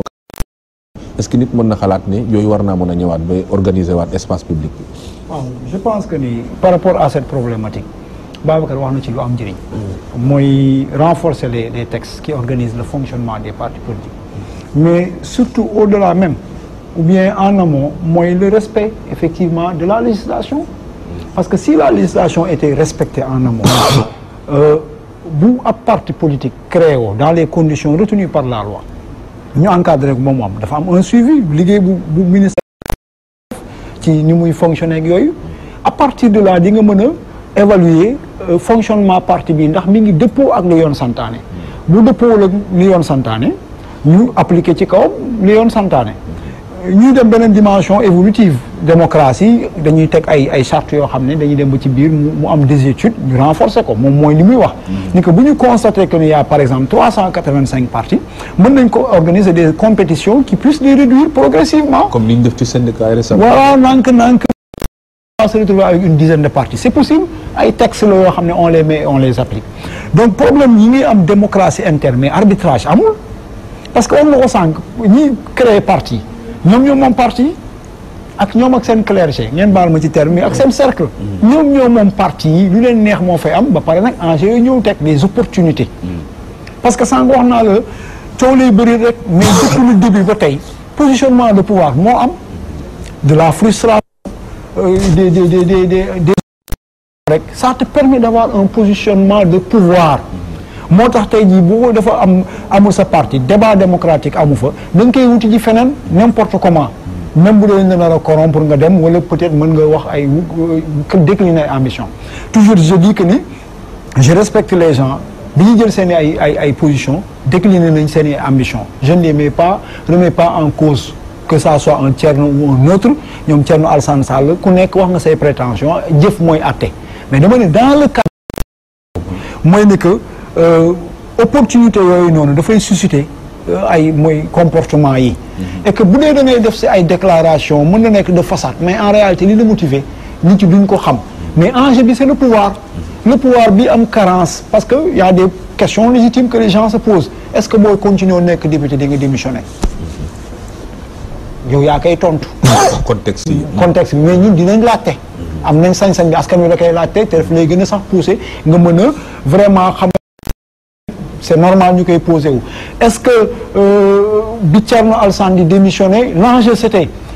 une problématique crypto-personnelle ou bien l'intérêt général du Sénégal en tant qu'analyste je vais me dire que ne pourtant si nañ fi yeneen contrat yoo xamante ni taxu ko woon leer bu total lëndëm na d'accord mais bu timis lëndëmoon na ak yeneen est-ce que réellement c'est l'intérêt du pays ou bien c'est d'autres ambitions on ne sait pas après dinañu leer toutes ces problématiques là ñun moom la ñuy dund daf ñuy interpeller et dinañu interloquer boo gëmee parti bi gisatul boppam ci doxalin génn nga des fa loolu aussi problème la boo xam ne na ne am na leneen lu la tax a jóg lu dul non dafay leer Ousmane gis nga yàgg nañ ko wax ñun dañuy muslu saa su ne parce que chacun son tour chez le coiffeur yàlla nañu yàlla dolli sutura mais gis nga les prétentions actes yi rek ñoo koy arbitrer fii wax naa la ñun ce qui nous donne de la valeur ajoutée mooy depuis lors c'est vrai on pose des actes très forts mais wax la ñi di xamee bu jëf jotee luy ñuy def xamuñu mais 90% des waxkat yi fii buñ jëfee wala boo analyser xam ne mun fenn seen intérêt moo leen fa téye maintenant ki waroon arbitrer mooy autorité dëkk bi xam nga lan la autorité bi moo faillir c'est ça la réalité dañu am benn et puis c'est dommage nit ñi bàkk nañ fi le président Macky Sall bi muy doog a ñëw ñun ñëpp bàkkoon nañ fi amoon espoir et puis sax paradigme yi doon indi dekkal ngor yàlla bu fekk ngor daa dee sax mais dafa am solo c'est-à-dire dafa waroon am valeur yu bëri mu woon restauré ñu ne post indépendance la il est de xam nga de naissance post indépendance ak am na yu mu nouvelle gestion de l'État daal et jusqu'à présent moo tax solution yi ñu wax ñun xamul ñu am ñun noo veu la ñu am parce que bëriwu ñu doole ñu ñaan ko mu war a mën a amaat un regain de lucidité et à travers peut-être ce dialogue là mais mu régler les vrais problèmes du Sénégal c'est la malgouvernance absolue dans ce pays et tout est entretenu par lui et son pouvoir moom il est conscient des enjeux parce que mënul am parcours 8 ans ci Ablaye Wade ci régime boobu expertise ba expérience bi mu ci am mu ñëw tey fi ñu naan dafa juum ak juum toi qui doit assumer il utilise le pouvoir pour casser yenn adversaires yi ñi ngi promouvoir la corruption l'impunité et la complaisance loolu dafay yàq parce que ñun ñëpp ça nous désespère Ousmane xoolal la société li ñuy dund da ngay am tour ñu lay wax ne que par exemple joxoon nañ la dossier financement pour ARMP siège bi 7 milliards nga ne ko tungaañ dara du ñu la fekk ñu ngi fii tudd bi ci benn Cheikh Amar dara du leen ci fekk mais je vais te citer des noms des centaines de personnes qui gravitent autour du président suñu kaw xaalis ñun ñuy tumuranke gis nga problématique santé yi ñu fi wax keroog au niveau des hôpitaux yaa ngi gis ñu muy dund gis nga sentiment bi ñu am ne que ñun dañu am ay budget wu ay 3000 milliards nga dégg fi ñaar ak ñett yoo xam ne ñoo koy séddoo rakk président xaritu président un homme d'affaires nit ñaa ngi tumuraa ngi ci lu ne yow ban arme nga am pour régler suñuy problème par rapport ak li ñu diggoon say promesse de campagne c'est la corruption ak écraser nit ñi mais loolu dafa doy président de la république moom moo war a am taxawaay boobu nag mu réformel ñu jël na 600 millions jox boobu ak ñi mu àndal ñu jox ay loi yoo xam ne jafe naa dindi ay waa këram naan ko da ngeen a ëppal kenn sant leen constitution il est temps qu'il se rattrape au niveau de ce dialogue qu'on pose les vraies problématiques du question ay processus électoral loolu rek amu fi ñii faloo ñi dul falu ñun mënu ma ne suñu yoon nekku ci mais loolu du priorité priorité mooy y a des problématiques institutionnelles yu nekk fii problème de gouvernance yoo xam ne bu ko réglé c'est des ay bind la jarul 5 millions dañu bëgg toroxal Sénégalais yi di leen tumurankeloo gëm leen ne yéen daw leen ci ginnaaw lekk ak naan qui vive la nañ lekk dañ naan dañu xiif alors que kër bu amul fondement yi ko téye kër googu du dem Sénégal fa la toll mooy institutions yi dañoo daanu te kenn daaneelu ko lu ñu président yi fi jaar rawatina bi fi nekk dafa tas yaakaar mais il abuse il est agressif il est agressif il ne retourne devant rien du ñu dellu ginnaaw mais jot na nag tey Ousmane mu rattrapé wu c'est des réformes c'est pas difficile c'est aimer le Sénégal le pouvoir moom moo fitnaal nit ñi neex na trop ñun ñëpp bëgg nañ ko nous sommes tentés bëgg na ci am ngor nga xam am na taxawaay boo war a am nekk lii mooy servir l'intérêt général tu changes les paradigmes toll na ci nag foo xamante ni xëy na mënatu cee dellu ginnaaw parce que je reviens à vous dire que ni nos ressources sont dilapidées il y a de la malgouvernance dans ce pays à niveau boo xamante ni nii il faut am na contentieux yu ñu war a régler beneen bi mooy ñu bàyyi justice bi ñuy utiliser pour di xeex nit ñi ak xaalis bi ñu jëlee di leen korom li ñu jëlee di ko korom nit ñi nañ ko jël def ko ci problème yi askan yi am ci éducation yooyu moom mu gën danañ ci njëlu soit Abdourahmane Sow Maurice problème mu transparence déjà ci gouvernance mais transparence aussi ci biir parti politique yi parce que comme ni ko ñoom Assane souligné sànq buñ la joxee 20 millions wala 30 millions nga ñëwoo militants yëpp ne lii lañ am état moo ñu ko jox ñu xool lii dem ci base lii dem ci siège lii dem ci nangam boo koy gérer noonu à la longue aussi coow li ci mën a juddu luñ mën a gérer la mais da nga koy def ba mu jékki-jékki éclaté kooku indi problème transparence beneen bi mooy problème impartialité ci ki nekk au pouvoir maanaam xeex am na ci benn parti boo xam ne sa bu mu néew doole nga jaar ci ginnaaw parce que itam chef de parti nga bëggoo mu ëpp la doole alors que kon institution bu ñëwee dañuy imposer wu sa kaw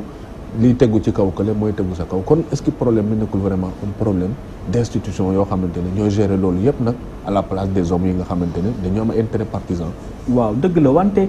dama yaakaar ne léeg-léeg dañu xaajale loo xam ne kenn mënu koo xaajale maanaam institution ak nit ñi nga xam ne ñooy doxal institution yi naam dëgg la institution bu dëgëree réew mi ci lay gën a mën a doxe wante bu ñu fàtte ne nit ñi ñoo ëpp solo ndax ñoom ñooy doxal institution yi voilà donc kon dama jàpp ne rek su fekkente ne dañu am ñoo xam ne dañu nekk ci pouvoir bi seen bëgg-bëgg yëpp nekk ñu toog ci pouvoir bi téye pouvoir bi loolu day tax mbirum transparence ak mbirum koom-koom ak mbirum dëgëral institution yi du nekk seen priorité mooy nekk naka la ñu def ngir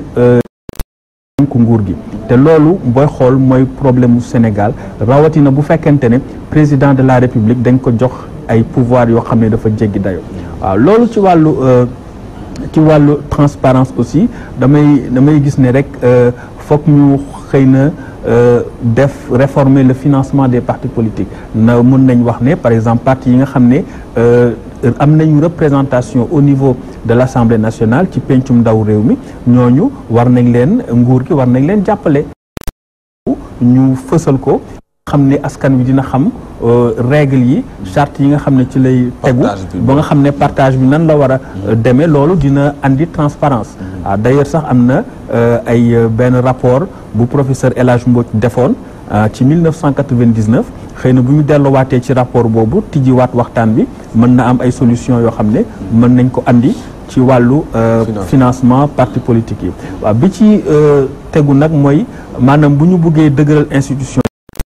lu am solo la ci am réew ndax institution mooy tax ñëpp dal di yem ñëpp xam ne bu fekkee da nga jote ak diw bu ngeen demee fa mbaxane doone benn comme ni ñu koy waxee ñu mën a dogal boo xam ne ñëpp danañ ci gis seen bopp ki nga xam ne moo am dëgg ñu jox ko dëgg ki nga xam ne moo amul dëgg ñu jox ko tooram bokku nekk dana ko mën a nangu kon dama yaakaar ne problème bi ñu am Sénégal mooy problème mu état de droit mooy état boo xam ne dafay dox ci yoon état de droit dafay nangu ne moom ci boppam bu jalgatee yoon dafay tegu ci kawam ba pare mu nangu ko loolu buñ ko amul ci am réew dafay nasaxal réew ma ndax day mel ni boo yore état bi yore kuréel yi nga xam ne mooy kuréelu doole askan wi da ngay jëfe nu la neexe da ngay def lu la neex da ngay noonoo ak ñi nga xam ne ñoo féete ci kujje gi di leen bunduxatal di leen toroxal ak di leen di jalgati ak di joggati waaw seen ak seen yelleef donc loolu du nekk dëgëral démocratie du nekk loo xam ne dañ koy rafetlu ci wàllu démocratie waaye lu ci mun di am man dama yaakaar ne Sénégal foog ñu changer kuréel yi parce que bu ñu soppiwul kuréel yi ni ñu doxee ndax kuréel yi ñoo war a atte citoyens yi atte it ñi nga xam ne ñoo samp seen ndënd nekk ci langue politique bi wante bu ñu demee ba kuréel yi nga xam ne ñoo war a atte mënatuñu atte jàpp nañ ne amatuñu crédibilité amatuñu légitimité boo xam ne mën nañu atte bi mën na nekk ci mbedd mi mën na nekk ak ay ngànnaay mën na nekk ak leneen loo xam ne dafay doon fitna ci am réew loolu moo tax institution am solo ndax institution mooy tax mooy canaliser fitna ci biir réew maanaam ñëpp ñi nga xam ne ñoo nekk ci biir langue politique bi wala ñoo nekk ci réew mi ñu xam ne bu fekkee problème am na ay kuréel yoo xam ne ñoom ñoo war a dogal yi nga xam ne moom la leen yoon may te ñu teg ko ci dëgg teg ko ci njub ba ku nekk mën cee gis sa bopp. Marichou Dieng Dione Assane Samb tey buñ la dénkee ñu àgg foo xamante ne itam waroon nga xalaat ni dañ la dénk nga war a dénkaane parce que tu n'es pas éternel nga dem bi romb fi nga waroon dénkaane yëpp ba nekk ci goutte goo xamante ne bu rëy la su boobaa aussi li ñu wax trop tard mooy ñëw ba dugal ci problème parce que boo jëlee par exemple tey kaw parti socialiste tey Tanor pour mu joxe parti bi lu difficile la mënul ko yëkkati jox ko nit te problème yaa ngi gën di bëri boo demee ci biir parti réew mi Idrissa nit ñaa ngi dem depuis booba tey jii bu fekkoonte ne war na ko mën a dénkaan lu difficile la ci moom bu waree dem conquérir pouvoir aussi fa mu wutiwaat ay nit ci côté boobu nga xamante ne itam il faut ngay dund ak contexte yi di préparer wu aussi en conséquence yooyu aussi vraiment côté prévention boobu ak surtout planifier yooyu nga xam ne manqué na suñu leader Afrique du Sénégal rek xam nga boo xoolee ay Burkina Faso pas vrai il a fallu ñu dàq ko carrément mu yaakaar ne waru fee mën a foo mu dem yoonam quoi ñu dàq ko Aziz coow laa nga Mauritanie du jeex mu ngay tëj ay sénateur rek Malouma sax la chanteuse la ñu ko doon jéem a tëj fan yi boo demee Guinée Conakry Kenya RDC Burundi mais écoute ça c'est un problème africain c'est un problème africain la c'est-à-dire tey africain xamul affaire démocratie nii wala boog préparé yaa ngi koy wax institution gëm ni institution bi dafa am ay loi mu ni naa respecté loi yi dafa ma war a tënk man mi ko yor pour que ëllëg ma mën ko joxe parce que xam nga démocratie ab jeu la maanaam tey su ma ko doon misaal tey ki nga xam ne moo nekk ci bopp nguur gi tant que bëggul institution yi fonctionner normalement de fonctionner comprendre jeu la boo xam ne moom instrument yi jox nañ ko moom nag mooy war a am volonté politique ñu man kat justice mu doxal man kat naa bàyyi assemblée mu doxal man kat naa bàyyi parti politique yi ñu fonctionner correctement man kat naa fexe ba jeu électoral bi libre tant que moom mi nekk ci kaw que mu nekk ci bopp parti wala mu nekk ci bopp état bi amul volonté boobu institution yi du dox parce que institution yi nañ koy tëggee dañ lay may aussi yow yenn fenêtre yi ba nga xamante ne di nga am yenn exception mais ensuite même boo ko violé nit ñi du ñu am toujours moyen pour dal ci sa kaw comme lu ñu defoon M23 déjà le 23 juin dañu obligé nit ñi génn pour mën ni Ablaye Wade nag stop parce que boobu ëpp na bu demee bu ëpp nag xëy na bu ëpp nag nit ñi taxaw ne la stop mais ñaare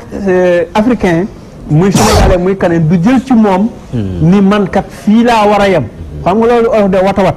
maanaam yow avant ñu la koy wax nga wax ko am naa pouvoir am naa moyen am naa xaalis bëgg naa falu continuer mais nag fii laa war a yem africain du def noonu il faut pouvoir jàkkaarloo day dem rek di dem rek bañ ne ñu ne que fii nga yem nag parce que même France sax day jouer rôle foofu maanaam relation internationale yi ñaare boo jubloo France lool da nga lay may fit gis nañ ko ci président sénégalais bi Macky gis nañ ko ci Aziz gis nañ ko ci bu Conakry bi bu Mali da leen di may fit parce que li la neex France neex na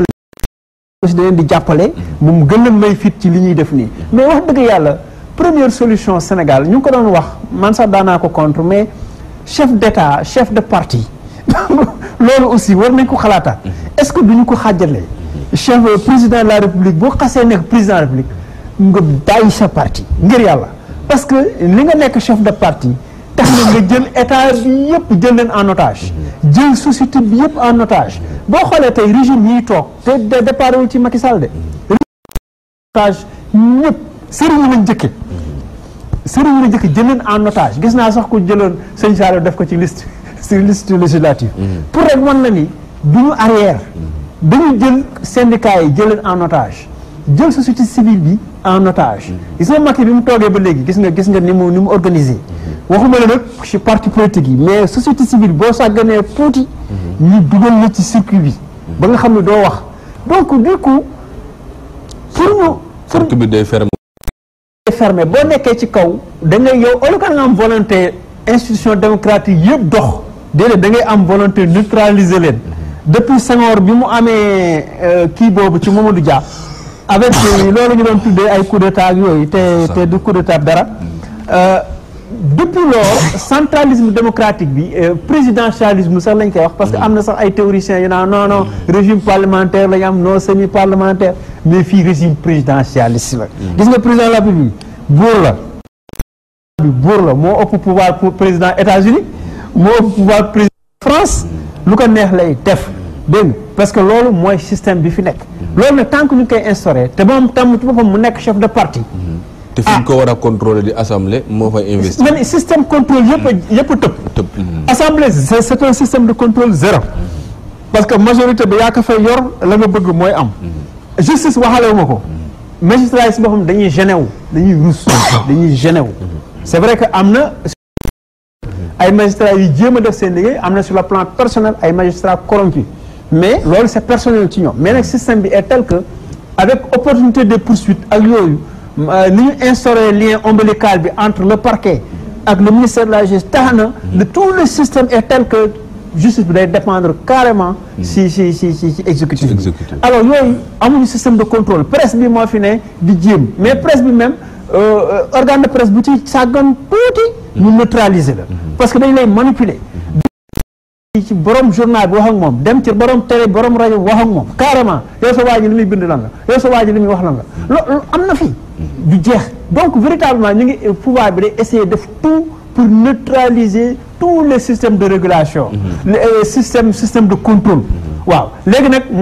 di jéem a doxal nag système de régulation yi mooy sëriñ yeeg bu amee coow ñu lay dem leen essayer waxtaan pour nit ñi pour bañ réew mi bañ a tàkk waaw réew mi mu ngi tàkk ci ñenn ñi xam nga si ñi muy tàkk mooy nga bëgg a añ mu tël nga bëgg ndékki mu tël nga bëgg a reer mu tël nga bëgg 100 francs yoo passé dem fële mu tël te Sénégalais yi bëri ñu ngi dund loolu ñooñu si réew mi mu ngi tàkk ci ñoom te nag gisul guñu ku leen wallu système de santé bi c'est zéro soxna si nga xam dafa yóbbu woon doom ji hôpital de Pikine dafa obligé dem coow nii kat man lii waxuñu ne jëruñu ko en charge waxuñu ne xaalis bi nii ak ni mais timing bi prise en charge bi ak yooyu xëy na moom foofu loolu moo ko jaaxal système hôpitaux yi ku nekk su ñun xam na la fa am dégg bi manqué médecin yi manqué mais aussi accueil bi baaxul formation bi des na l'offre de santé est défectueuse mais loolu ñun xam nañ ko ak yeneen ak yeneen ak yeneen ci secteurs yi agriculture bi mënuñ ko développer paysan bi 210 francs ñu ngi président yi kontaan nañ wooy gerte 210 mais lan lañu ban effort lañu def autosuffisance en riz 2017 ana autosuffisance ba en riz donc ainsi de suite je crois que secteurs yi niñ ko war a liggéey dëgg ba Sénégalais yi gis ci seen bopp problème boobu moo fi ne fexe nañ daal ba militant wala yooyu yàlla def ngeen folu bokk ci nguur gi amaana boo mënee jigéen leader yi ba ci suuf dinañ la mën a fayal courant yenn saa yi ñu fayal la ndox yenn saa yi ñu am lu ñu la jox ainsi de suite di la anesthésier ba pour nga bañ a dee yooyu moo fi am système yooyu te système yooyu kattanu xeex ak ñoom waaw système yooyu du yóbbu am réew fenn suñu bëggee avancer loolu ñoo émergence man toujours laay bañ a dégg non mais parce que émergence doo la mañ nit ñi dañ doon liggéey bañ leen ni yéen kat da ngeen a émergent mais réew ya émergent waxuñu ko seen bopp dañ leen di yéen kat fii ngeen toll da ngeen a émergent ñu ne ah bon ñoom topp ñu émergent ñoom dañuy liggéey ñun nag dañoo jiitu ñun bëgg a daal di wax émergent léegi ngay dégg ay Fatick émergent ay Jandeer émergent parce que moo bi dañ ko jël di ko fooye or nit ñi ñu ngi déjà bala ngaa émergent da ngay lekk bala ngaa émergent da ngay naan bala ngaa émergent da ngay faju dooro nag waxi émergence mais nit ñi lekkuñu naanoo fajoo liggéey waxi émergence problème la te responsabilité homme politique yi def ci jouer rôle mag a mag parce que sa bopp sa mbiru bopp kese soxalee say milliards compte banque kese soxalee say 4x4 yi ngay daw rek say kër soxalee mënoo avancer loo ab parti mënoo avancer loo am réew te nañu yore seen i parti rek la ñu yore réew koneen koo fi jox tamit boo koy bàyyi tuuti rek muy def li ko neex waaw Montesquieu waxoon na ko laajoon naa ko Moussa Tine fii waaw opposition dañuy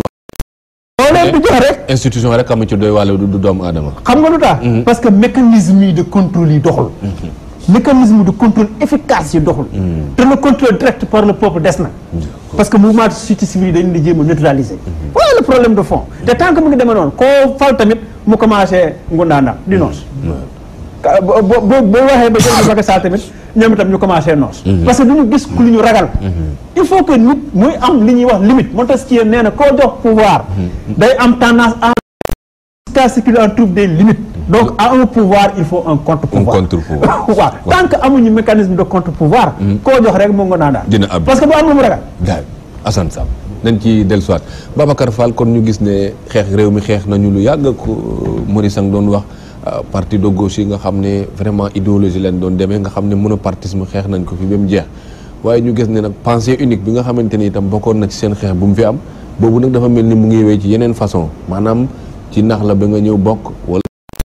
bàyyi noonu pensée unique bay dem parce que Assane na ngi wax plan Sénégal émergent ñu étalé ko sur 30 ans mais gisaguñ kenn koo xamante ne taxawal na fi parti organiser ko pour 30 ans wala pour 100 ans wala pour l'éternité côté boobu aussi nga xam ne vraiment leader bi moo fay nekk ñi ci des yëpp ex aequo organisation boobu est-ce que mën na jur aussi vraiment équilibre de force bu mën a tax nit ñi moom seen bopp. waaw loolu mënul am man c'est que dama yaakaar ne Ousmane il faut que ñu dellu siwaat toujours rek ci li may wax maanaam texte yi nga xam ne ñoom ñooy organiser parti yi da nga yore parti politique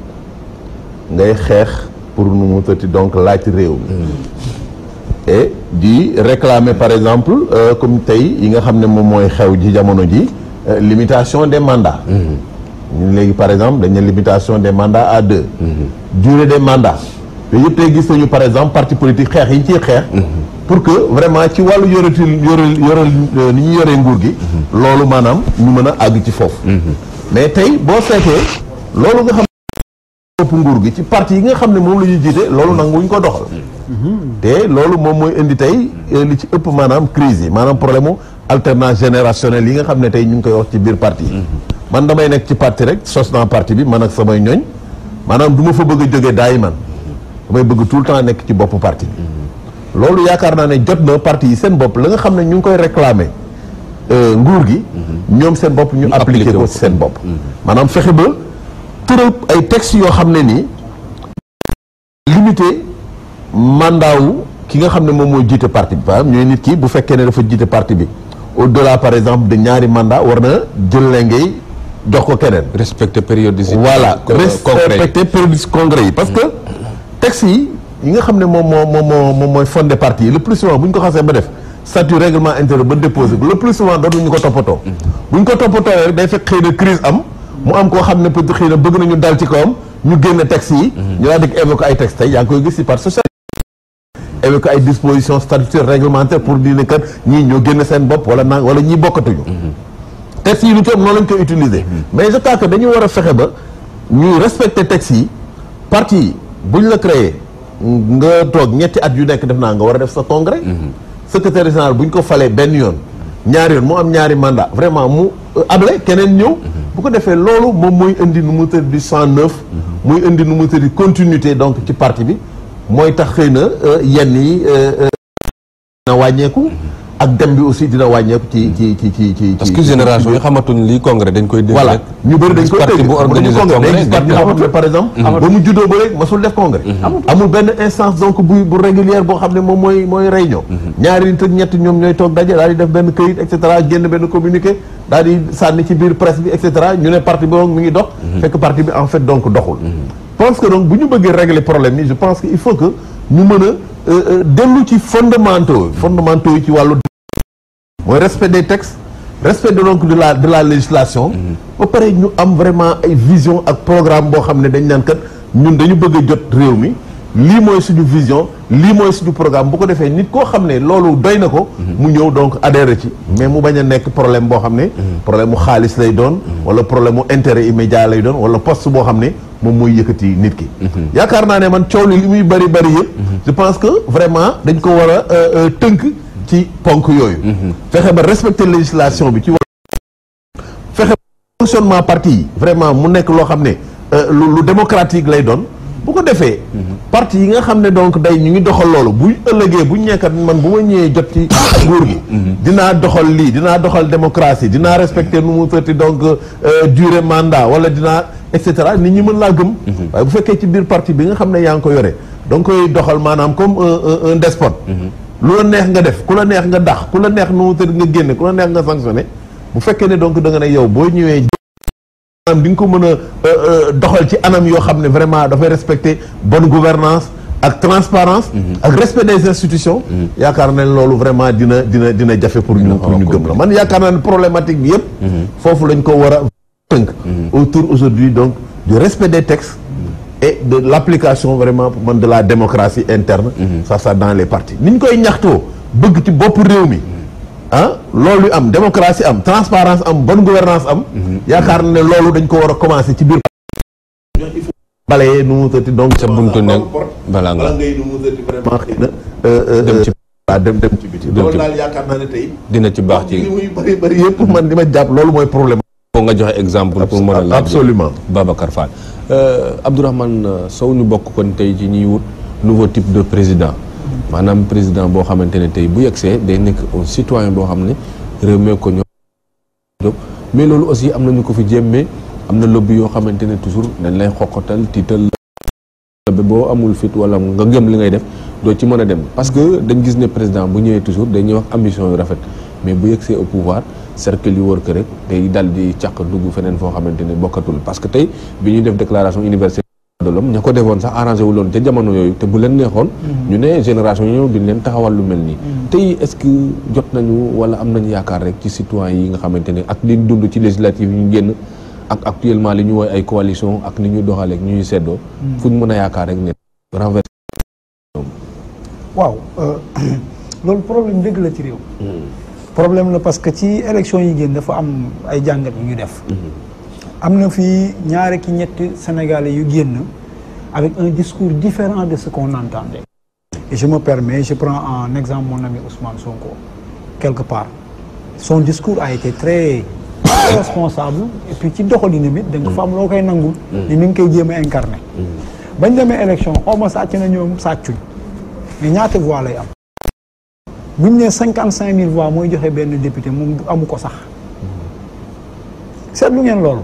alors qu'il vient avec une nouvelle démarche sànq maa ngi koy wax ci njëlbeen nañ ci delluwaat y a des familles organisées construites par le système qui sont presque les seuls à pouvoir accéder au pouvoir dañu am moyens yi leen fay yóbbu Ousmane boo ko tey woowoon tey laaj ko dina ne les problématiques de moyens là ak yeneen ak yeneen daf ci am solo système bi moo bon système bi mooy jox président ma jël Babacar jël Ousmane jël docteur John jox leen ay position ba pare ay rétrocommission ay marché xaalis boobu plus les salaires rek patati patata nga dugg ci koñ bi yaa fa gën a baax di faj tu trouves une clientèle Ousmane Sonko munu ko man munuma ko te ñooñu la ñuy reconnaître et dans la durée dañ dem ba ay bloc construire parce que parti yi bëri nañ d'accord mais ñan ñooy dem élection ñan ñooy gagner ils ne sont pas 5 et boo seetloo 5 yi di gagner chaque jour mooy leen construire ñëpp ay am fonction enrichi par le système koo ci laaj peut-être mu ne la sa xaalis bi maa ko ñàkk mais boo xoolee ba xool ci keesu état lay génne ay marché yoo gagné la d'accord mais position de pouvoir boobu moo la ko jox mutuñu juróom ñooñu ñooy jur doom yi Sénégal pour nga dem ba am sa président idéal boobu ngay wax noonu ci taxawaay ñi am day fekk am dynamique bu ñuy kase mooy cette bonne gouvernance politique ba pare boo organiser cette démocratie interne nga dem ba ci dynamique boo xam de l'utilisation de nos ressources day am ba nga xamante ni président di enrichir ñii ci fonds politique am ba ñu organiser ko ci ngay mën a am agence de ce leadership bi nga xamante ni la muy wax ak la muy jëfee mën na ne tant que kii nekk ci nguur gi wax na ko sànq lu doy waar dafa ni ñiy kaas ñëpp bu ñëwee ils font la même chose peut-être que am na ñoo xam ne wax dëgg yàlla gëm naa ni peut-être buñ jekkoon def ko dogul buñ mës a falu parce que gis nañ ne que c'est les grandes familles qui décident te les grandes familles c'est les mêmes pratiques la République amaat rendez-vous bu bees nga la waay lay rattrapé wu nga dialogue bii ñuy fooye ça peut permettre de résoudre beaucoup de problèmes pour ñi nga xam ne Sénégal ñor na leen parce que tamit faire des concessions jot na Ousmane par rapport à ces acteurs bu ñuy wax les problématiques de fonds politique ak kees di ngeen ci dégg leader yu bëri wax ci les problématiques de joxe poste ak prérogative du président de la République di nga dégg leader yu bëri wax ci parce que mooy li nga wax même boo nekkul secrétaire général du parti président de la République sax ça ne t'empêche pas d'user de ces xeex le débat c'est là ban concession la gars yi war a pare mën a teg ci table pour que man je puisse accorder ma confiance au PDS à Rewmi à autre il faut ñu wax ma lu mu mën a dégg mooy li nga xamante ni bu ñu ñëwee tey jii Macky Sall li muy def dootuñu ko mën a def c'est un mécanisme qui est là maintenant comme ku wóorul parce que seuls les pauvres croient en Dieu loolu la adage bi wax ku ci wax a wax boo faloo tu fais pire ak sa famille les lobbies kërti c'est au président de la République bi fi ne mu dimbali ñu ñu defaraat ko dialogue bi ci tànn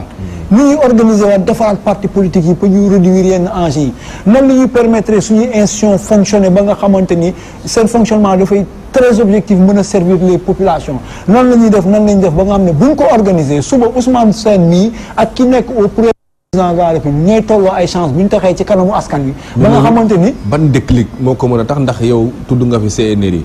lañ indi woon jàppoon nañ ne buñ ca sukkandiku woon la ñu appliqué waaw assise nationale ci kaw président dal ci kaw président moo ko mën président la da ko dugaale woon non moom moo mën réforme la nee naa la moo gën a yomb autosuffisance en riz moo gën a yomb tabax tali que d'introduire des lois à l'Assemblée nationale pour dire que je propose que à partir de maintenant ku falu président de la République ñu privé sa njaboot ak lu yor poste bi kooku loi bu ñuy voté la tey kon le cas Aliou Sall du am ku nekk ci président de la République mën nañ la cëral ne la juróomi poste yaa ko moom ñi ngi koy def en Angleterre seen parlement premier ministre dafa am sax benn quota bu ñu koy jox ci des askan wee ko moom mais boo jëlee président de la République nekk képp kuy falu fii Sénégal sa décret moom les recrutements de la fonction publique les gens reçoivent des messages boo bokkee présidentielle. mais collectivité locale yi ñu waxoon ne ñu bokk famille waruñoo conseil municipal. ni nga ko fay appliqué am na sax au moins ni nga ko fay appliqué Ousmane nu mu bon bu dee collectivité locale. ak dimension bi mu am ci société bi ñu ne ñu ngi koy jéem a appliqué. fekkee naa ko Bart ak papam ñu ne leen loi à démission. boo defoon le tour nag di nga gis fu ñu ko appliqué. am na fu ñu koy dul appliqué c'est-à-dire li nga wax leen rek. fait les textes. man je ne peux pas comprendre un pays où par exemple le président de la République. ne daa rek lay am mu am yeneen poste yoo xam ne nit ci dañuy mën a am ay 50 mandats. mënutul nekk yooyu yëpp c'est des choses à revoir. le président de la République un mandat renouvelable. loolu sax tamit Ousmane c'est bien nga rappeler ko. ne opposition bi ne ci dialogue bi président de la République na wax lu leer. disposition transitoire durant bi bii bokk na ci bu ko def nañ ko wax mu leer. yooyu c'est des questions à débattre. problème mooy li ma wax du dëñ wagon yi fi locomotive fi locomotive bi dem wagon yi moom la ñuy topp loolu la ñuy wax train président de la République ku falu dangay ñëw fayoo ko li nga cotisé woon neexal sa njaboot neexal sa ne réforme ba nga xam ne ëllëg kii ñëw bu ñëwee day fekk ay loi yu baax noonu la ñuy préparer réew boo ma bàyyi ba ma sàggan xëy nekk fii président de la République même texte yi permettre que j'ai les mêmes pratiques te boo moytul itam noonu lay les mêmes Maurice pour ñu terminer kon tey est-ce que mën nañu wax ne aussi comme na waaja waxoon la élite bi aussi jot nañuy xalaat di teg au moins bu ko kenn appliqué bu ñëwee fekk fi dara loo xam ne comme assise nationale ni mu demee woon ak yu mel noonu mais dañ gis ne itam ñëpp ñu doon kaas yëpp nañ appliqué assise ñu doy dugg nañ léegi ils sont assis sur l'argent waxatu ñoom ñoo ko xalaatoon sax mais sànni nañ ko ci mbalit bi wala ñuy seetaan ñu sànni ko ci mbalit bi. waaw man dama yaakaar ne Sénégal suñu dëgg mooy dafa nekk en avance par rapport ak njiit yi waaw bi nekk en avance par rapport ak njiit yi mooy ñoom seen gis-gis ci démocratie ak ci seen droit moo je pense que moo féete kanam politiciens yi ni ñu doxale léegi loolu bu ñu ko bëggee soppi Sénégal je pense que il faut ñu def ñaari mbir d'abord il faut ñu xeex ndóol parce que am na suñu professeur ba si c'est le couplage de la table ronde et de la table garnie maanaam démocratie table boo xam ne dañ ciy toog di waxtaan lay nekk mais day nekk it table boo xam ne da ngay am looy dugal sa biir donc voilà loolu dafay nekk loo xam ne lu am solo la beneen bi mooy dama jàpp ne bu fekkee président nekk askan wi loolu mooy gën a mun a tax mu am ñu falaat ko parce que sénégalais yi ñu ngi yore seen carte kër di xool te ñooñu ay citoyens ñu yeewu lañu kon je pense que le président de la République war na fexe ba dootul nekk prisonnier des appareils prisonnier des lobbies parce que ñiy fal dëgg nekkuñu ci lobby yi ñi nekk ci ak ci appareil yi minorité lañu te ñu ngi yaakaar ci askan yi pour waaw loolu bu fekkente ne da nga jublu ci askan bi liggéeyal askan bi liggéey ayib investir jël xaalis bi def ko liggéey loo xam ne ñëpp dañ ko gis xeex nit ñi am xëy koom-koom bi biir réew mi yaakaar naa ne loolu mooy gën a mun a tax président de la République falu bu fekkente ne dafay jàpp ne pratique politique yi nga xam ne moo fi amoon moom manœuvre yi mooy continuer damay jàpp ne li fi xewoon rek mooy am maanaam les mêmes causes produisent les mêmes effets dañu ñëwaat defaat li ñu defoon askan wi jëlewaat leen fi rek ñu wuti keneen Maurice Soudieck maa ngi lay gërëm di la sant Abdourahmane Sow maa ngi lay gërëm di la sant Babacar Fall maa ngi lay gërëm di la sant Assane Samb maa ngi lay gërëm di la sant bu baax Oustaz Assane Diouf mi ñu réalisé l'émission bi à la régie Cheikh Tidiane Diallo ak El Hadj Mamadou Diouf ñoo ma ci gunge woon mbokk ñu leen di gërëm di leen sant yéen ñu daan teewlu émission bi li leen jox daje ci beneen émission Diine ak Jamono wasalaam. Merci.